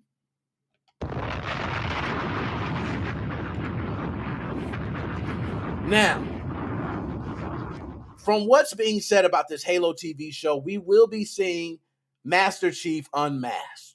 And I would like to ask you guys, would it matter? Let's say Master Chief took off the mask. My man looking like Matthew McConaughey in his prime. All right, I don't know how. You say the names that always be, he's looking like Luke Perry back on 90210. I don't know the name. But,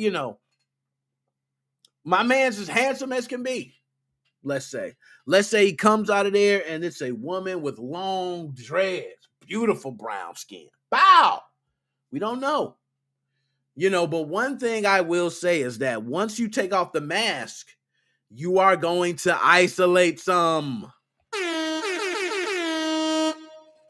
Anybody can be under that suit.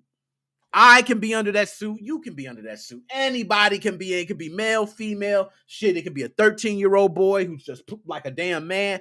Anybody. But the moment you take that off, you change the aura of the character. There are people right now who subconsciously love Master Chief because of the aura, that when you take it away, I promise you, they will say, Master Chief, That's just the way it is. Now, for me, I am a guy that loves the aura, and I'm going to tell you how bad I love the aura. BioShock movie, everybody's been talking about it. I am one of those people that love a BioShock movie. I remember playing BioShock, and I felt like I was living in Rapture. For real. Like I was sitting there, I was fighting people like, give me another one. That shit was real.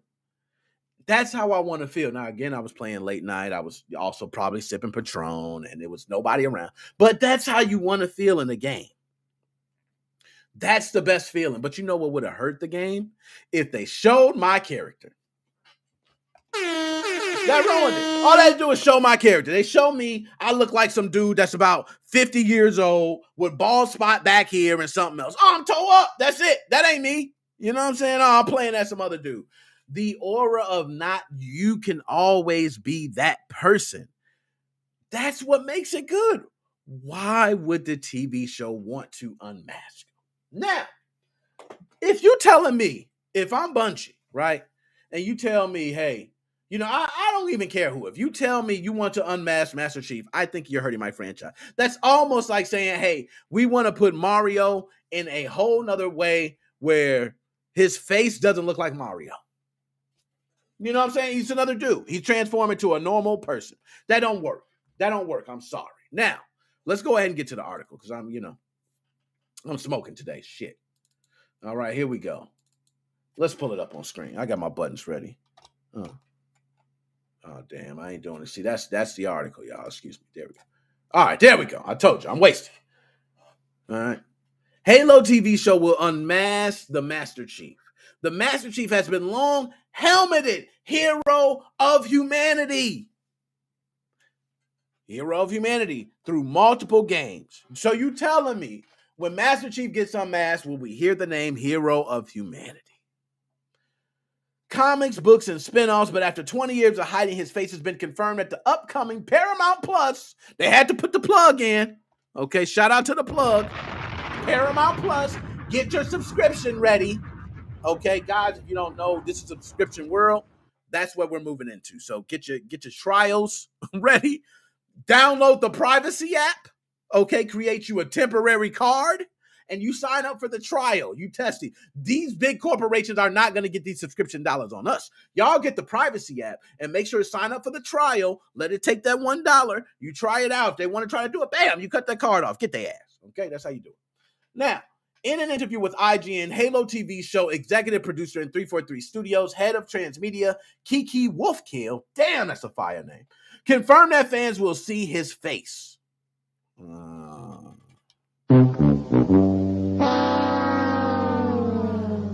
you're killing me.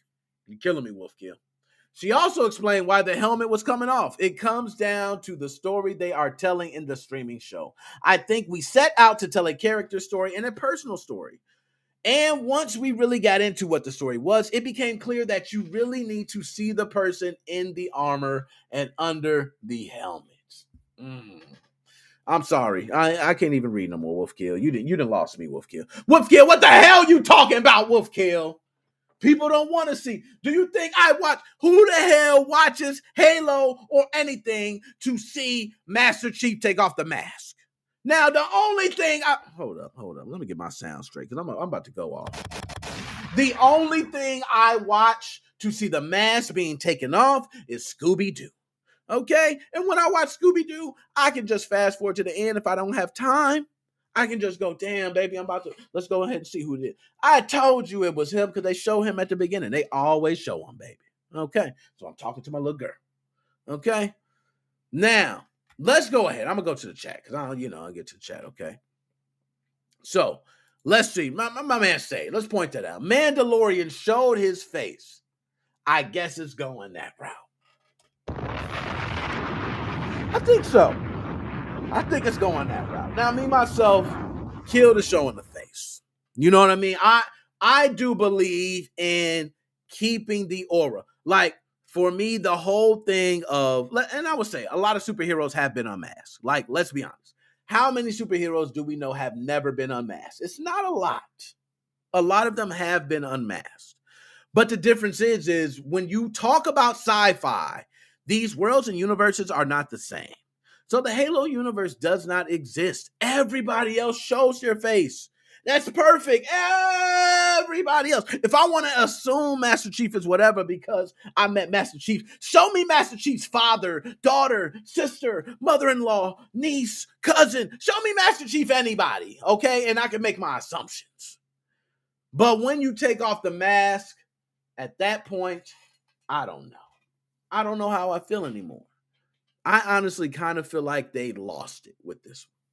So that's just me. My last words before I move on, because like I said, I got to move on. I got a lot to talk about. You know what I mean? And for some reason, I'm so wasted. I turned and looked at the next category, and I thought it said Chloe and Tristan. I was saying, I'm not talking about no damn Chloe Kardashian. I'm wasted. Okay. But last piece, I think Jerry Springer, what does he call it? The last word or whatever. My last piece to say on this is that Halo, do me a favor. If you're going to unmask him, please do the unmasking very well. Do not do the unmasking where it's just some, like Sopranos where they showed the ending and it cut off and you never got the whole thing, or you show a half a face or a part of face or it's great. Just show the face. If you're going to show it right. Do the whole scene straight. Let it go through and he take off the mask and then he talks and we get to find out who Master Chief is. But I'm telling you, when we find out who Master Chief is, what if Master Chief is a dude who looks like Quagmire, our Family Guy? Like, what would you do? You know what I'm saying? Would you love?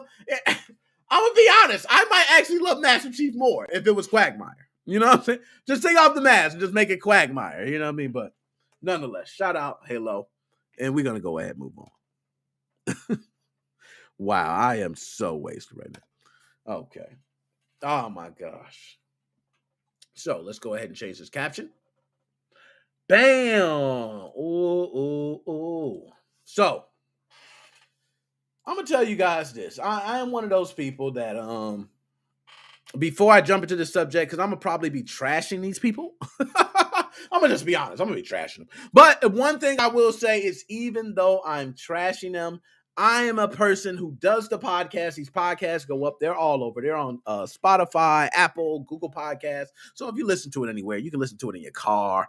If you want me, let me know. Just post the comments, do what you do.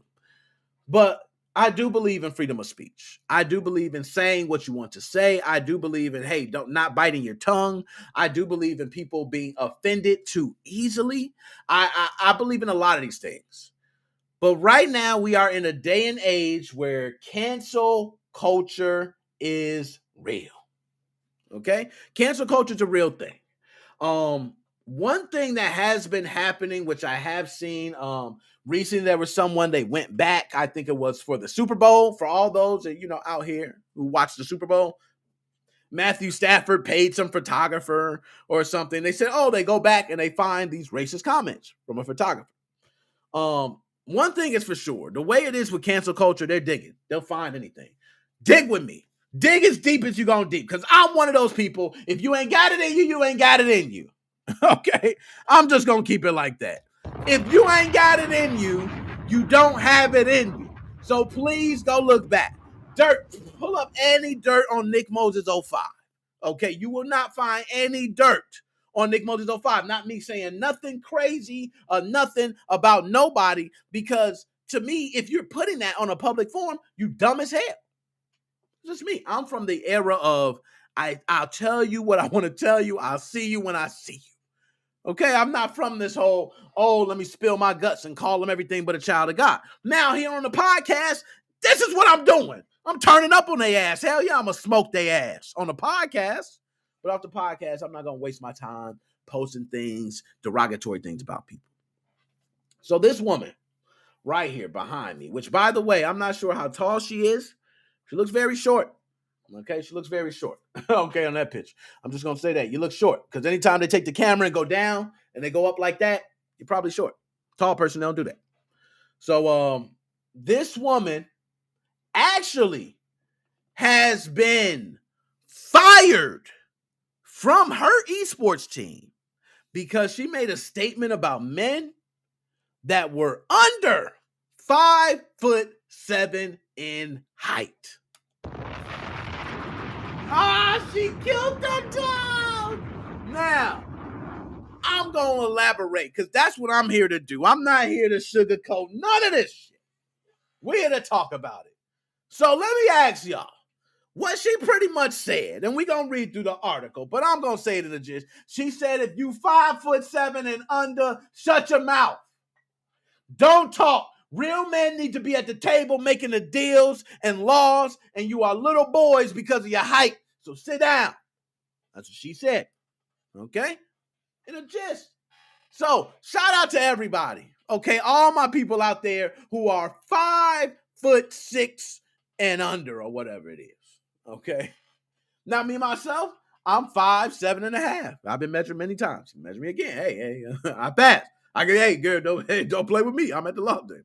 Okay, but I will say, she was trying to make a statement about men. And actually, men in China handle themselves differently than the men in America. Let me just tell y'all that. And this is coming from an American man. And I'm a black man. I don't know if y'all know I announced that a while back. I got a lot of backlash, It was like, wow, I didn't know. No, but they actually, she said this, and it was so much backlash from this. So I would like to ask y'all, if you guys think, if a woman said this, and let's say no matter the woman, black woman, white woman, but she was an American woman, it don't matter if she's Asian, Filipino, Dominican, it doesn't matter, right? Let's say she makes the same statement about men in America. Do you think she gets fired from the esports team? I don't think so. That's me. I don't think she gets fired. If she says it here in America, I don't think she gets fired at all. I actually think she does get punished because those statements are, regardless, you're going to have people who give you the backlash. I do think she would be punished, but I do not think that. Because what women would fight back with is that men have these talks all the time. And let's be honest, she has made even statements like that. Men have these talks and men don't front. Y'all been there. You know what I mean? When you're looking at, was it G2 TV? Okay, G4, excuse me. G4 classified. When you're looking at G4 TV and you got somebody sitting there looking nice, okay? And you're like, oh, okay. And then you turn back and then Frost is on there and you're going, you doing it. You part of the problem. Okay, you're part of the problem. That's what she's talking about. She feels as though these men that are under a certain height do not have the authority that these men above a certain height should have. Now, to me, if you had a big brawl, and let's say you took all the guys 5'7" and above to fight all the guys 5'7" and below, I think the guys 5'7" and below would get their ass washed the hell away. But that's not the point. The point is, it's not about your height overall as a person. You have more to provide in life than just your height. The mind is a powerful thing, and there have been people who have provided some life-saving things with just their mind, regardless of their height. So, I just like to say this. This is why she was all the way off. Okay, this is why she was all the way off. But let's go ahead and let's pull up the article, because I don't want to put words in the young woman's mouth. I would like to actually pull up and see what she said. Professional Tekken player Tanukana, okay, I think that's how you pronounce it, Tanukana, I think it's, I'm giving it a shot, has been booted from Osaka-based esports team Cyclops Athlete Gaming for remarks she made about men's height during a live stream following a recent spate of far more incendiary remarks. Cyclops Athlete Gaming competes in the first-person shooters like PUBG, Call of Duty, Rainbow Six Siege, as well as fighting games like Tekken. If you guys don't know, Tekken is the threat. Okay, I love Tekken, and I'm a King and Armor King guy. So don't play against me. I'm waxing. But she has been featured in the mainstream Japanese press, including this clip from newspaper Kobe Shimbun. She was, as Kotaku's Ian Walkers previously wrote, a writer star. Now, I want to click this clip, guys. A lot of times I could face some from YouTube. So I'm going to be very wary. Okay, YouTube don't be liking that. All right, go ahead. Cut this. YouTube don't be liking me playing clips. But there is a clip here that they're referencing, right? So let's go ahead. There we go. Now, there she goes, right? That's her. Okay. Nice young woman, probably giving her apology. You know what I mean? Hey, I'm just going to tell you guys, I messed up. Shouldn't have said that about these guys 5'7" and below. You know what I mean? But in a February 15th stream, men who are under 170 centimeters don't have human rights. You said it, not me. Okay, you said it. They don't have human rights. So as far as I'm concerned, if you are under 5'7", you got little boy nuts. Don't come to the big nut table. Okay? These boys got big nuts over here. You're 5'7" and under. Get out of here, little man. I will tell you this. I got a guy that I know, and he watches the stream as well. So if you see this, I'm talking about you. Give a shit. Work with him, right? Guy is short as shit. I mean, the man is probably 5'2" on a good day. Okay, on a good day. 5'2". He talks the most shit. Okay, my man will make the biggest man want to box him. And guess what? He got heart of a lion. He will walk up to the biggest man. Excuse me, that ain't your shit. I said, oh my God. You can't fake that heart. So I don't want to ever demean anyone under 5'7". People do not understand the heart these people have. That little man complex shit is real. It will bring out the heart in the eye of the tiger and all that shit. It will bring it out. Trust me, I seen it. And this dude, you look at him and you go, man, I will suplex your ass through a table. But this dude is just so blunt with it. Like, you're not doing that. No. All right, little man. Little man's little man.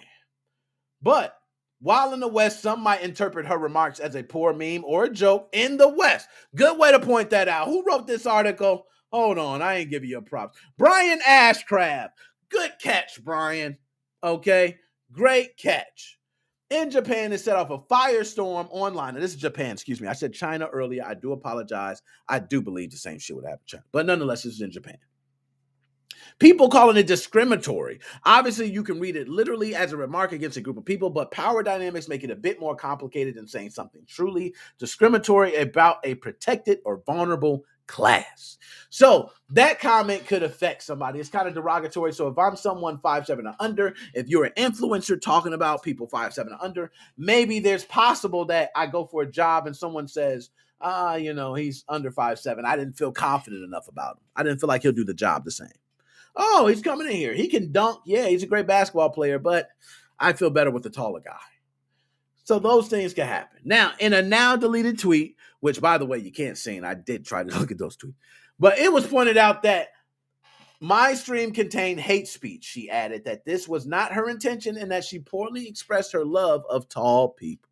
She did apologize, but it was hardly the kind of formal apology that's become expected in Japan. This made people online even more upset. Now, in Japan, let's talk about those apologies. So here, you can give the half-ass apology here. It might slide by. I'm going to tell you something. In Japan, they want your ass to sit in front of a camera. You better be sincere. They want to see your face clear. They want just neck. They don't want none of that other. And if they want the whole body thing, they want to be able to see your body for a reason. But most of the time, they just want the neck. And they want you to sit there. They want you to apologize. They want you to be sincere. They want you to give references on where you went wrong and references on things you will do to be better. That's accountability. That is accountability. But that ain't all. That ain't all. So, the worst part of all that is that not only did she get fired from the team,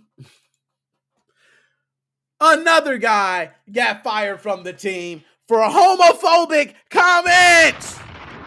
Stop it. Just stop it. I don't know why you're doing it. Let me tell you guys something. I'm going to tell you guys something. This from the bottom of my heart. Thank my mama. Shout out Mama Morris. Mama Morris, shout out to you. Okay, and I can shout out my pops. My pops a little tougher. Okay, Mama Morris put the love in me. And I will say one thing about Mama Morris. Okay, it don't matter about the person's exterior, how they look, how they do, it's all about the heart and the intentions on the inside. So I've never been one to care. I've met people from all over different lives of the world, and that's why I've been able to embrace everyone with so much love. It's very easy. But there are people who are not embracing like that. And for the gay community, okay, you got a lot of people out there homophobic, okay? And when I mean homophobic, I mean homophobic. Dude, I better not catch you in the locker room with me. Okay, and I find out hey, don't be looking at me. Okay. Now I'm one myself. I understand that a guy in a locker room might be gay. Weird to me. It's weird because I'm not used to that. But it's not going to stop me from changing. I'm not going to go, let me change another locker room. He ain't making no passes at me. It's nothing different. Right? I worked at a job where there was a guy who was, I would say transitioning. There we go. Okay, I'm learning. I'm growing. I'm growing as an individual. Hell yeah. Cheers to myself. I'm growing. I'm getting good with this. Man, I used to be bad. Okay, I'm learning. So a guy transitioned. Job I worked, and it was everything's cool, normal dude. But one time he went, and I was like, hey, you better cut it out. That was it. Nothing more than that. We didn't go nothing further. You just let it be known. That's it. It ain't no big problem. We can work together. We can kick it together and all that. You know what I mean? But some people are very homophobic. And this gentleman got his ass fired because he was homophobic as hell. He had so many gay slurs when they searched him up. They said, we got to fire him. We don't have a choice. If we keep him after saying all this, oh my gosh. Let's go ahead and pull this man up because we need his face to be seen. There he goes. Can you dig it, sucker? I can dig it. So, Osaka-based esports team, Cyclops Athlete Gaming, fired another. Canceled the contract of Tanukana. I'm going to get it one day. I'm just drinking too much. After the history of abusive comments about a guy's height. But the team made the announcement on Twitter as of February 18th. Yes, folks, 2 days ago. Cyclops Athlete Gaming has canceled the contract of Baton. Get your ass out of here. Baton.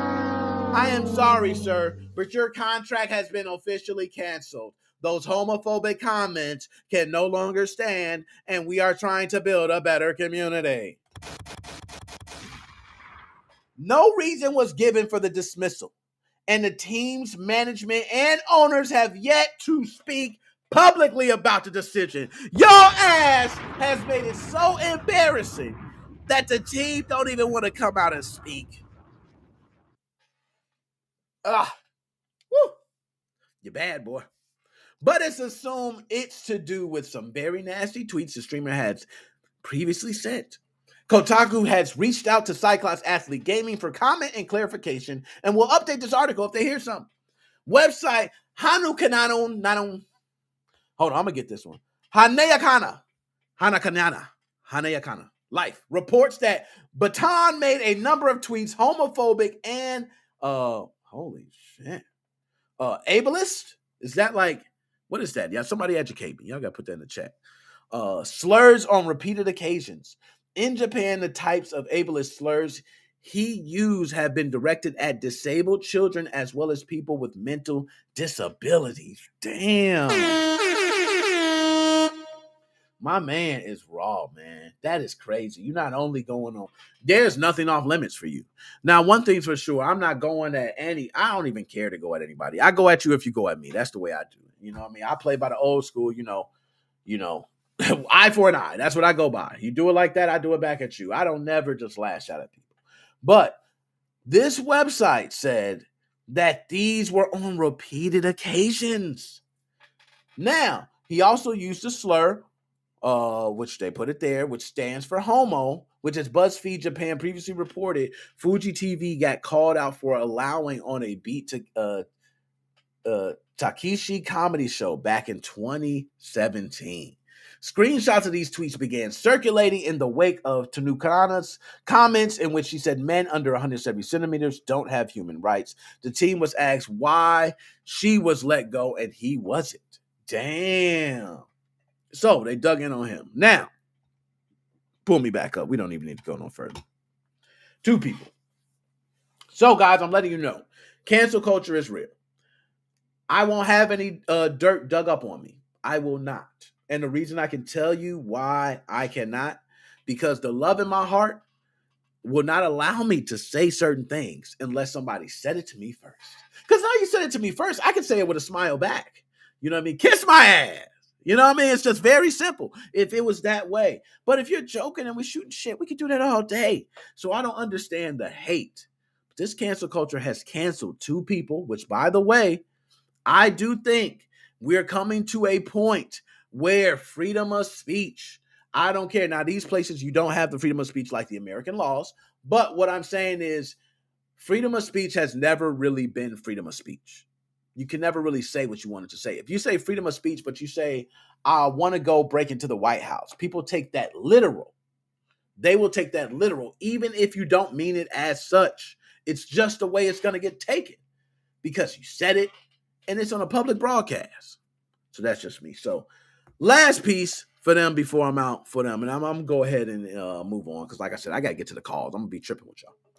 But everybody out there who has a channel, shout out my man Sage. I know Sage has a channel out there. Also Red Ghost. I seen you. Yo, Red Ghost, they out there copying your channel, my dog. I seen it. They out there. Somebody else had a GTA channel trying to copy your swag. I seen it. I feel bad for you. You know what I'm saying? I'm glad you put them on blast. Okay, I thumbs up you and everything. Put their ass on blast. Copy your channel. My man Sage doing a thing. Whoever else. I know Joe puts up videos on the Facebook. Everybody, Chelsea's Way. I also know Chelsea Way put up content. Don't get twisted. I see Chelsea's Way put up content. Everybody who puts up content, okay? This is something we all have to be aware of.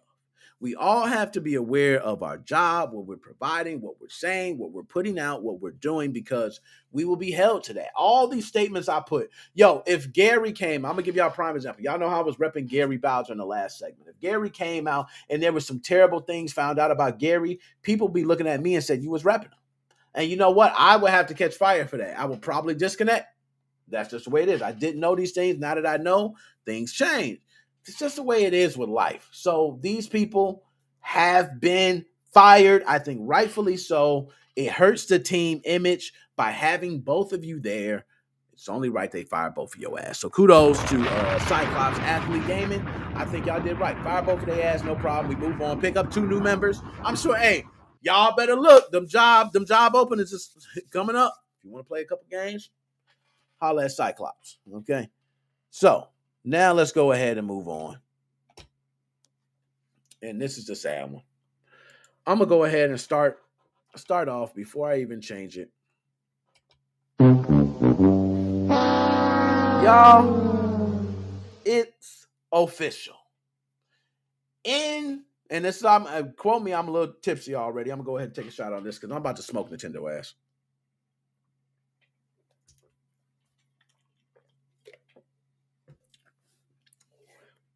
I'm gonna be super wasted. But one thing I will say is this. Nintendo, you have the nerve to close down the Wii U shop and the 3DS shop. I got to talk with you. The reason I'm pissed, and I'm pissed off about that, Nintendo, and I'm going to speak for everybody, is because I am 38 years old. Yes, I look sexy as hell. I know what y'all saying. It can't be. Yes, I am 38 years old, which means I come from a time where I was playing Atari. I was playing ColecoVision. I can't think of the other one. That's in television, Atari, ColecoVision, Sega Master System, TurboGrafx 16. I can go on and on and on about these old systems. One thing we always talk about is archiving them. The history in these games mean a lot. And I know a lot of people might say, oh gosh, you guys are just game freaks. You want to play every game because you're junkies. Okay, give you that. We might be junkies, but I'm going to tell you the truth. Video game history deserves to be preserved. There is a start of everything. Just think about me being here, talking about video games, being a podcast. There has to be a start. There are other podcasts that had do formats, but now you can have people like me who come on here. We build an audience, MoFam, and we get on here every Sunday, and we get on here to talk our shit. Like, we are actually paving way for the future people to come. Whether we look at it like that or not, we are history. Nickmoses05. Hell, I got a theme on Nintendo Switch. What is it? Mofoil. Okay, I'm stitched in the Nintendo Switch homebrew community. I am. Now that's because when it started, I was putting out videos for SXOS, which is, everybody knows it's Team Executor's product. But I was putting videos out, and I started putting those videos out. I grew. And through this whole entire process, I started to appreciate preserving these games. A lot of games that Nintendo has pulled, and not only has pulled, they have pulled from us with no future ability or no future plans for us to play these games in any other format. That's where the problem lies. The reason that is a problem is because if I paid for a game, I have the right to play that game forever. I do. I can play that game when I'm 38 years old. I can play that game when I'm 6. I have the right to play that game forever. Should it be that Nintendo, and I'm going to ask you guys, this is a double-edged question. I'm going to play both sides. Should it be that Nintendo should rightfully be able to host every single game they have released on any one of their consoles on a server to be able to have people access if they have ever owned the game or plan to purchase the game in the future? I'm going to be honest. I don't think so. So that's kind of weird where I fall with that. I don't think Nintendo should have to provide that. Okay? I don't think that is a lot to ask. The history and time and I understand the size of, let's say you take the entire collection of NES games. Yes, everybody probably has it on their computer right now. I can have it right now and be doing a whole stream and nobody would ever know. Like, I understand that. But it comes a point where we do have to put to rest old systems. When technology becomes newer, old technology has to be put to rest. But I do believe there should be some sort of access for archival purposes. It should always be for archival purposes. There should be someone who wants to be able to see, when I hear Metroidvania and I hear Metroid style, I want to be able to know where this came from. When I hear certain artists and I say, oh, he's an artist like this person, I can be able to search back that person and maybe that can be something I like as well. There is history to that. There is learning lessons. These developers, the processes they went through for making some of these games are things that other developers can use today. So everything in the process of the making of a video game deserves to be archived and at least be able to be accessed. But Nintendo does not feel that same way. Can you dig it, sucker? Nintendo said, hell no. We pulling the damn store off. Now, granted, Nintendo has done a few other things. So I'm going to go through the article, but this is just off the top of my head. I know Nintendo said we're going to be shutting down using credit cards shortly. I won't be surprised if this is the last month or next month is the last month. Well, you'll be able to use a credit card or a debit card to purchase on Nintendo's eShop. Damn. Do you want our money, Nintendo? Do you want our money? Because, hell, I can get on the privacy app right now and create a card and give you my money. But no, you don't want that. So what does Nintendo do? They say, hey, you have to go to the store. You have to purchase a Nintendo card, and you have to then put that in to get points.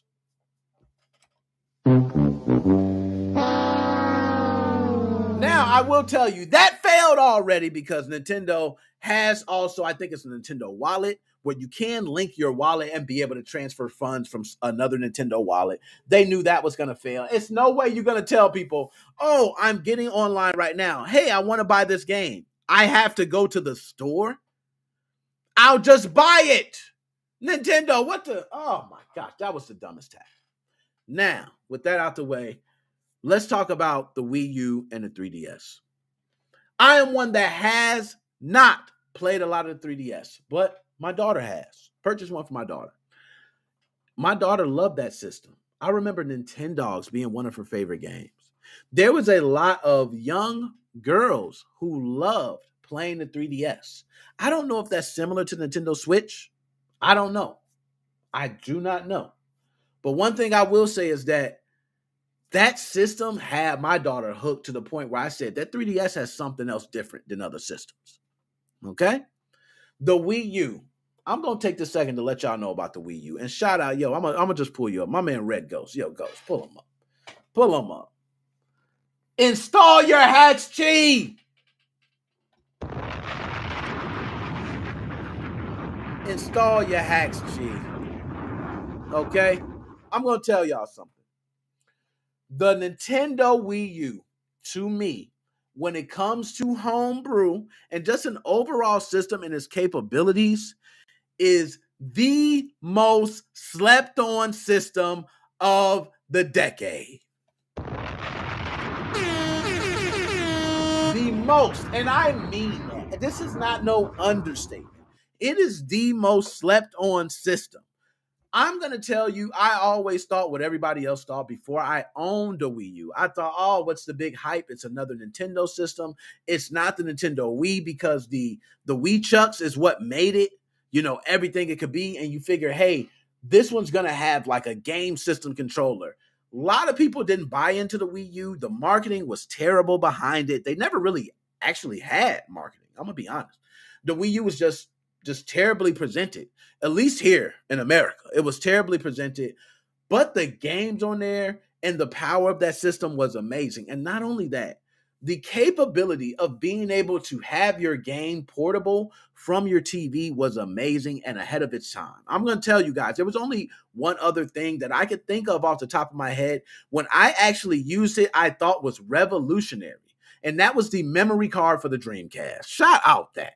Can you dig it? Shout out the memory card for the Dreamcast. One thing about the memory card for the Dreamcast, why it was so revolutionary to me, is because when I used it, I realized games like Madden and games where you actually had to pick certain things in front of the other person where they could see the same thing you could see on screen, now is no longer happening. You can now pick those things on your memory card. So they never see. Now, again, there was other tricks they did, like holding the button and releasing it on another play and other things, like if you're playing sports games. But when you're playing co-op games back then, co-op games was all we had. We wasn't big online. So a lot of times advantages were seen by people screen watching or different things. This actually presented something where you could not cheat. The Dreamcast was revolutionary in a lot of things, but the failure in the marketing, the copyright protection. I mean, NFL 2K was a great game on the system, but it just didn't last. Wii U fell to the similar fates. Had great games. When you talk about installing hacks cheat, my man Red Ghost said it best. This system, if you have a Wii U, you better go install CBHC, okay? Cold Boot Hacks Cheat. Go look it up now. I've installed it on my Wii U. Once you install it and you have that system fully open to you, do what you want. I ain't going to say what you want. Do what you want.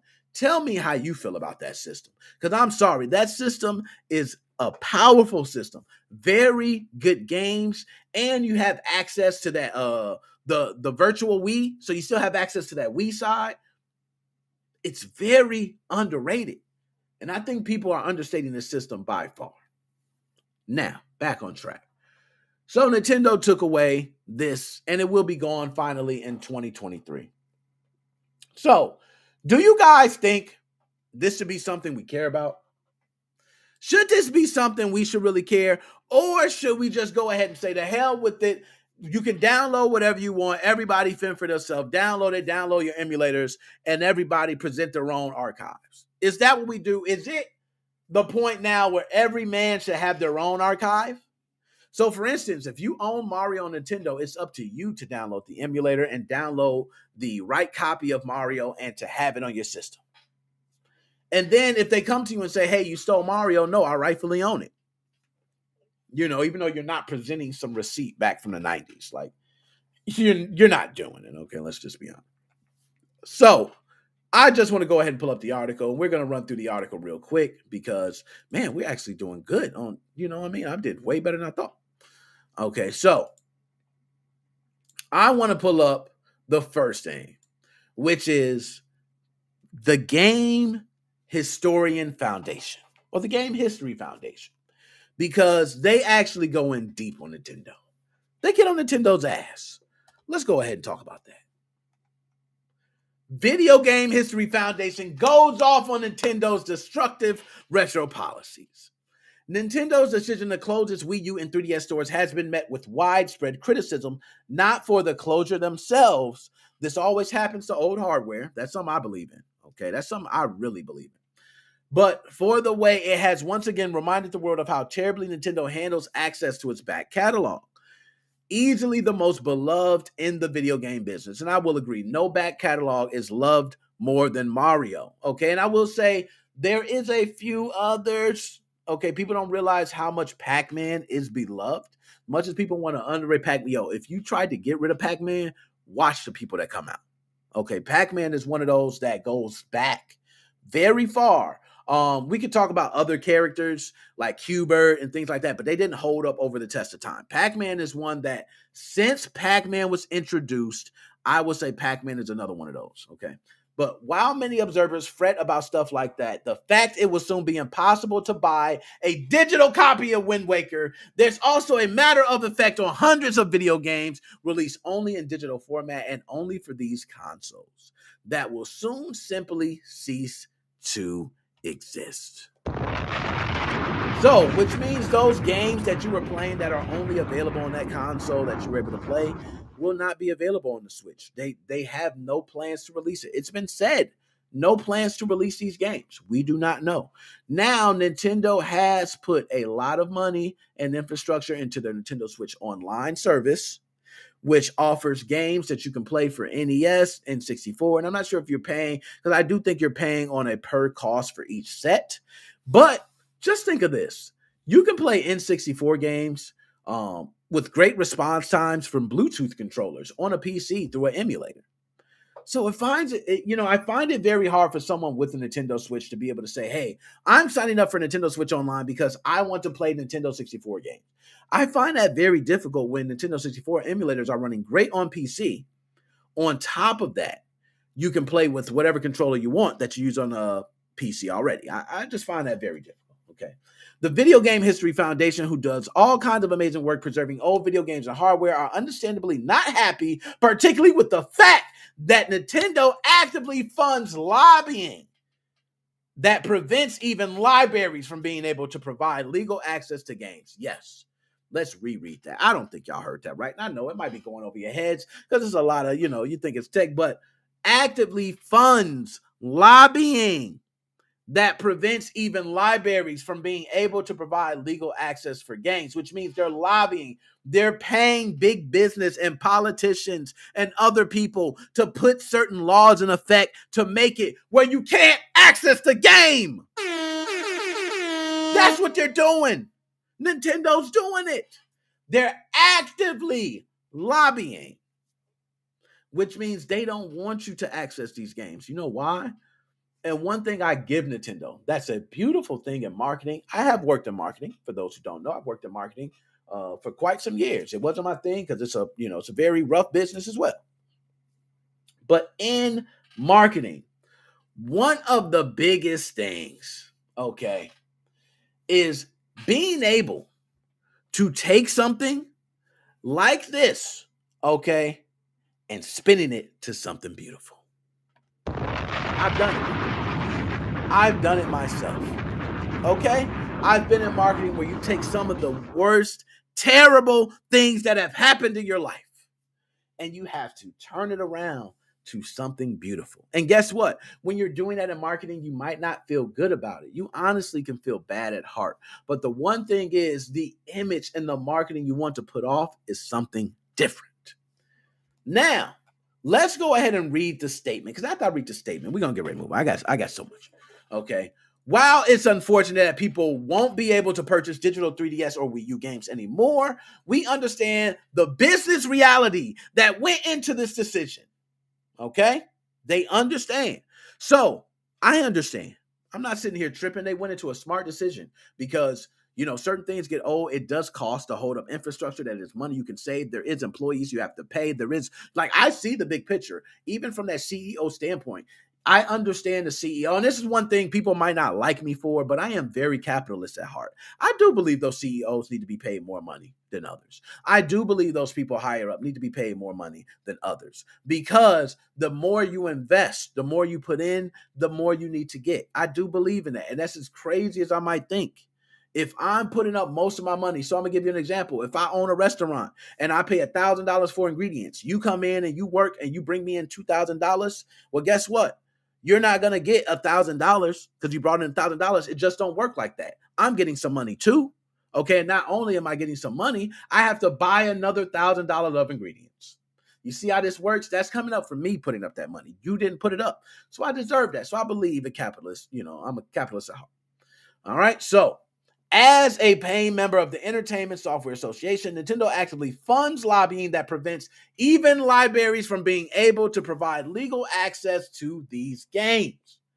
Not providing commercial access is understandable. So which means commercial access, which means you don't have to present it in a storefront. You don't have to present it like you have to sell it, but you do need to present it in some archival form to where if it's needed for any reason, someone can be able to access it at any time they need to. Whether it's at a cost, whether it's, through bells and whistles you have to go through, you have to present it as an option. All right?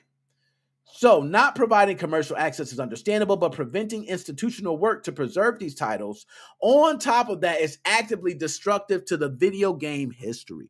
We encourage ESA members like Nintendo to rethink their position on this issue and work with existing institutions to find a solution. Now, let me tell you something. I don't know if they really know Nintendo like I know Nintendo. Nintendo ain't doing shit.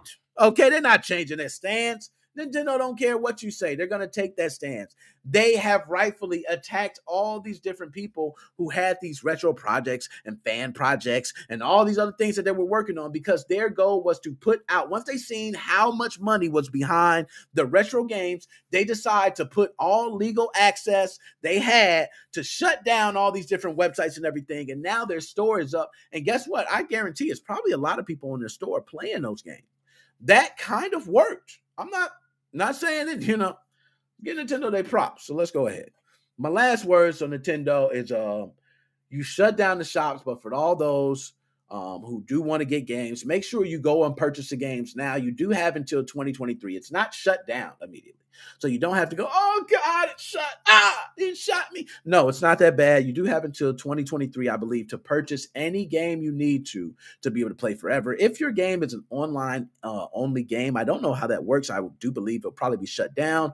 For the Wii, I think there was someone who hosted a server that was kind of like a background server for the Wii Online, and that could happen for the Wii U as well. We could see that. I would love to see that, to where those people, once they shut it down, you can still have people go out there and be able to get what they need. And now Nintendo shut it down, so they just go on there and download it. It's no, however it works. So do that. Nintendo, your assholes, at least provide people some way to access it. But I love your systems and love your games. I hate you.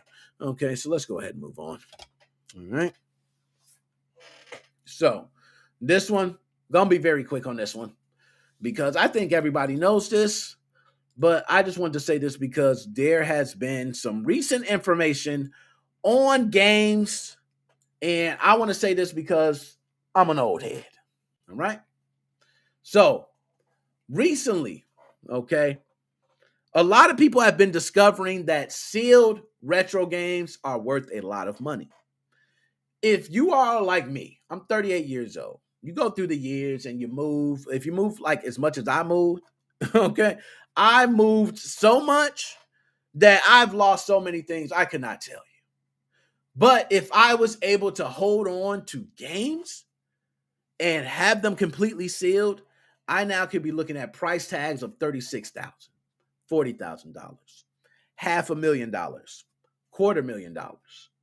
This is now the new norm for a lot of these retro 90 games sealed. So we're going to go ahead and put it up on screen. Hundreds of sealed retro 90s games that were just publicly revealed could be worth $1 million. For gaming collectors and preservationists, it's a high score. Hundreds of classic games, many of which, according to video footage of the discovery, appear to be factory sealed. The entire thing is eventually getting sold, and when it does, it could clock in one of the big ones, potentially ranking somewhere north of 7 figures. Yo, let me tell y'all something. If y'all come across anything that's old and retro and it's sealed, you guys could be changing your lives right now. Okay. This trove is an impressive haul encompassing games from the 3DO. We remember that shitty 3DO. Okay, the Sega Genesis, the Sega Saturn, which, by the way, Sega Saturn, you shouldn't have got done like Fighting Vipers, Virtua Fighter, like classics on this system. Y'all doing it wrong. But anyways, Sega Saturn and the course of Super Nintendo Entertainment System, an 8-minute clip showcasing the library made the rounds earlier this week, courtesy of Game Room. Now, there is a clip, I do believe, somewhere in here. I'll probably get to the clip. We'll fast forward some of the clip, okay? Now, a 3 Outpost video game retailer based in Nebraska, whose owner, Chris Thompson, is serving as a liaison for the sale. You think it's the sort of once-in-a-lifetime find that comes out the blue and makes instant waves, but Thompson, in a phone interview, said that the video dates back to last fall, before the holiday retail rush swarmed Game Room. Can you dig it, sucker? Damn, that was before the holiday rush. So this video is late. He's like, yo, this late. Shit, we now getting it booming because we got it. An employee called me one night and was like, Chris, you're not going to believe what just walked in. You might not either. A factory sealed copy of Mortal Kombat 2 for the SNES. Oh my goodness. Yo, let me tell y'all something, man. For all my old school heads, walk with me for just 1 second. Mortal Kombat 2, okay? I was a guy that was in the arcades, all my old heads, my old retired ass dads and all that shit, which I mean from gaming in the arcades. We were in the arcades when Mortal Kombat 1 was released.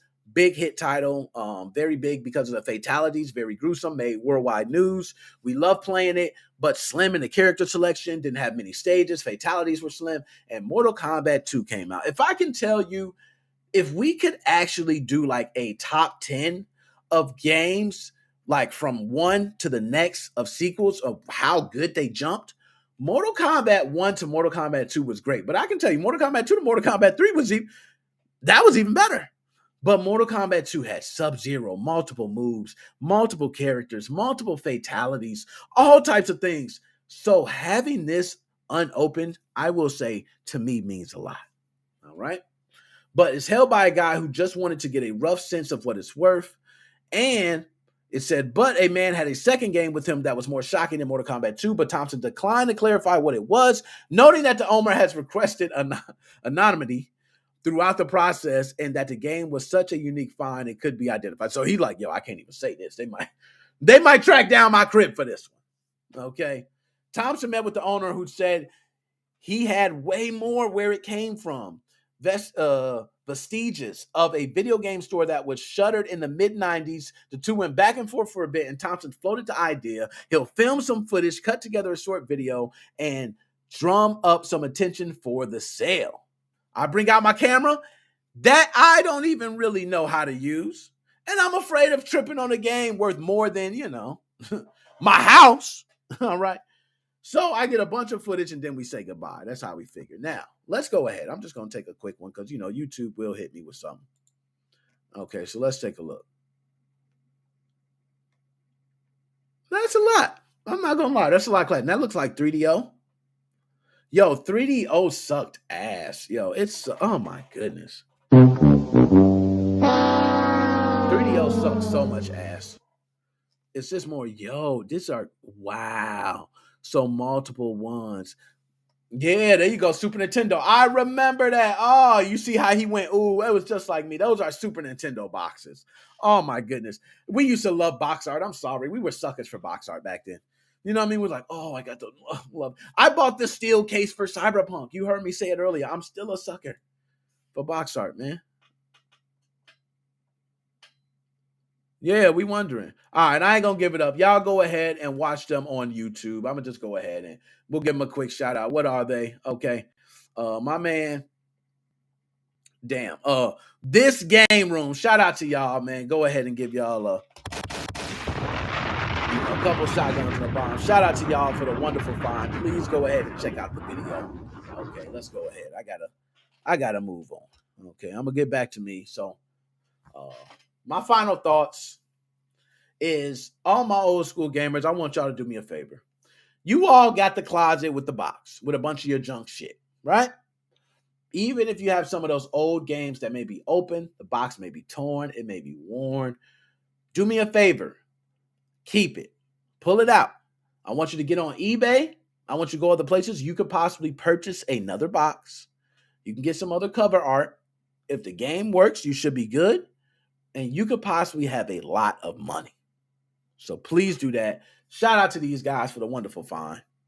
I think it's beautiful. Now let's go ahead. So last but not least, and I'm going to go ahead as always. I'm going to put this in the chat. Just damn, wow, this is something new to me. We got all these new buttons here. I didn't know they did this on Restream. Okay, but I'm going to go ahead and put this in the chat. Bam, here we go. Because this is the last one. I'm going to just have it up there before I go through this last subject. Because if you want to come in, we're going to chat it up real quick, and then we're going to go ahead and we're going to do the damn thug this. All right, and I got one more shot I'm going to take. Okay. So, I want to talk about Team 17, and let me pull it up on screen now. So, I'm going to go ahead and get my last damn rant on, and this is going to be fire. So, Team 17 has been raking in the profits, and their developers have been eating scraps. I want to talk to you, Team 17. If I'm correct, you were the same one, would I believe, Ready or Not, with the school shooting level. Very questionable. A lot of people confronted you about that, a lot of backlash. I'm not sure if you were part of the ones that pulled out or were in it, but nonetheless, you were involved in a controversy. A school shooting level. Very weird. I thought very weird. Now, after I heard what you were doing, I'm not thinking so weird. Developers have been through a lot of shit recently, especially with Activision Blizzard. They have actually put it on a microscope. Developers are now being put in the spotlight where we're understanding the trouble that they go through. Well, guess what? I want to tell you guys, developers are going through what a lot of people go through in today's society. Your warehouse worker. Guess what? Your warehouse worker is the guy who's just pushing the box and lifting it up. But I want to tell you something about the warehouse worker. Shit don't get shipped without the warehouse worker. See how things work? So we can give the props to the man high up there in the CEO. But if those warehouse workers don't push that box, nothing gets shipped. So even those who are getting paid maybe the lowest at the company, they have some of the most important jobs at the company. See how that works? Y'all see how that works? That's why developers are feeling a lot of shit that they're feeling. These developers are putting their backs out there. They're putting hard on work, those extra hours, that dedication. A lot of these developers do that dedication to show other teams, or maybe they're looking to go to future endeavors that are better for them, and they're trying to show dedication. So they do spend those extra hours. But if those extra hours go with, hey, I understand you spend extra hours, but we want you to work harder, then they start to get drained. And you know what happens when developers get drained? They don't produce as good as work. Team 17. There have been a lot of people have been introducing 4-day work weeks for developers, but you don't do that. You have a school shooting level. The developers are put under a lot of heat, and you don't say much to protect them. Your CEOs have been raking in a lot of dollars, and the developers have not been getting much. See where the warehouse worker sits? This is a common theme in America's society. I can't speak for everyone else. So these developers are just facing the bottom. What do you think customer service is? They answer the phone. Thank you for calling. They're the front lines. They're the first ones you hear. They're the ones that's keeping customers coming back. But guess what? People call and they don't say, let me speak to the CEO. They say, I want to speak to, and they say the business name, and you have to represent the business. So Team 17, I'm going to pull up this article, but from what I've been hearing, you've been just not only shiesty, okay, to employees, you've actually have been pushing NFTs, and NFTs are something y'all know. I actually not that hard on NFTs, but you're pushing NFTs, and these developers can't eat. They looking for a meal. They scrambling. I want a meal, and they can't even get a meal because of you. Now we're just gonna pull up the article real quick, and we're gonna go over this because I want to go ahead and get to take these calls. Okay. Shout out to my man Ethan for the article. Okay, I got to give a shout out. Kotaku, I'm getting the interview. Ethan, I'll let you know. Okay, I'll let you know. But on January 31st, publisher Team 17 announced a Worms NFT and was roundly rebuked by fans and studio partners alike. A day later, it apologized and canceled the whole thing. So they let you know that they had the idea of producing NFTs. And not only did they face backlash from the community, they faced backlash from the employees. According to a new report by Eurogamer, that was only the tip of the iceberg of Team 17's bullshit, which also included bad pay, rising workloads, and failures to address sexual harassment, all while the CEO is raking in millions. Can you dig it, sucker? They didn't care. Employees were apparently given almost no notice before the company's disastrous NFT announcement. So, which means I'm an employee representing Team 17. I got my Team 17 logo on. I go live on the stream. I say, yo, Team 17, rock, let's get down. Oh, and next thing you know, you put out an NFT. I'm getting hate rated. See what I'm saying? So, if Team 17 had asked its workers what they thought, it might have managed to avoid becoming one of the internet's villains of the day. But according to an in-depth investigation by Eurogamer, shout out Eurogamer, we always got to drop a bomb. Ignoring staff concerns is an ongoing problem with how the company operates, especially in its QA department. Team 17's QA developers are reportedly paid between $20,000 and $25,000. Oh my God. Yo, let me tell y'all something, man. And this is, I'm gonna move on. I'm gonna just take these calls because $20,000, $25,000. I'm going to tell y'all something right now. That's probably below minimum wage in certain states. You can live off that. People think you can't live off $20,000 or $25,000. That's a lot of money. You can actually live in an apartment. You can afford food. If you can't afford food, go ahead and get food stamps or whatever you need to get yourself back on your feet. That's quite a bit of money. But I will say, it is, to me, when I look at it, very low. I don't see anybody really living their fulfilled life with 20 to 25,000. It's rough, and especially if you got family and you got other people to feed, you got to buy clothes and other things on top of paying rent and light bills, and whew, that's rough. Okay, if QA developers are getting paid 20 to 25,000 for a lot of hours, that ain't much. How does a CEO get millions? So that's where the capitalist mind in me goes, I want to take a step back. I'm not a socialist. Okay, I do believe that CEO deserves to be paid, but I do think you need to look at things with a wide lens. Everybody needs to be paid a certain amount. Okay, if developers are sad and not being paid enough, we need to go into negotiations. We need to figure out if there's something I want, and if I'm going to pay them, I need to get more out of them. So now I'm going to request more. I'm going to pay you more, but I'm going to request more out of you. That's fine. I'm sure a lot of these QA developers, a lot of people don't mind request more out of me. But do not sit here and tell me I don't have the chance to even give you more to make more money. That's a shame. So that 20 to 25,000 annually while working sometimes grueling amounts of back-to-back overtime. Now, oh my gosh, I'm sorry. That's ridiculous. Back-to-back overtime, 20 to 25,000 is crazy. There were people who would have to skip meals to save money. People who would have to go into the office during the pandemic to reduce their bills. Yo, Team 17, I can't have my internet on all day because I got a $300 light bill, and that's way too high for me to pay. I'm going to have to work in the office. You understand, right? And Team 17 says, oh, absolutely, come into the office. But they didn't try to offer them any discount on their Xfinity bill when they was working from home. Okay, shout out to all my home workers. All right, when QA staff petitioned for pay raises, management ignored them. Oh, management. That's a management special, ain't it? Ignore them. Okay, they're nothing. Peasants. Below me. There were people who would have to skip meals. Dude, skip meals? Okay, but nonetheless. All right. We took it to management, and the second team, we took it to HR. Nothing came of it. We were essentially told the wages you are being paid are fine, and I confirm they are not. People are struggling badly. Now, let's go ahead and pull it up. Back on screen here.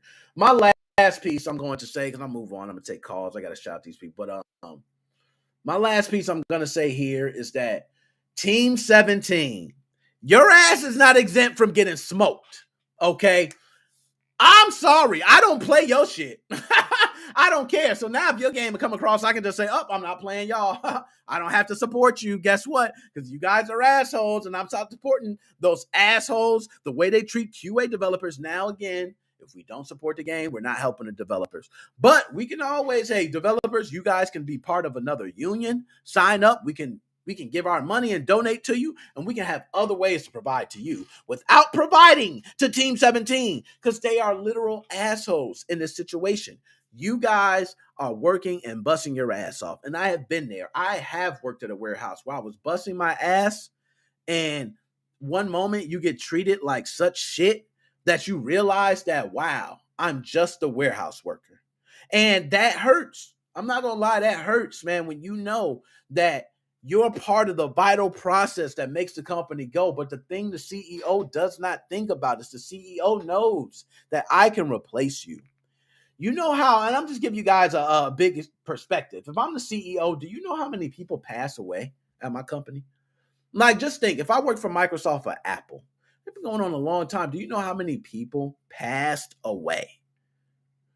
Do you know how many times we would have to throw funerals if we paid for them all? We don't. We don't pay for them. We simply give you time for bereavement. You can go ahead and grieve and do what you need. Because it's true, in business, it's hard to not mix that personal life. It's very hard because these people are personal people. That man that came in and pushed that box in the warehouse is a real man or woman. They're a real person. So you don't want to treat them like just someone who can be replaced.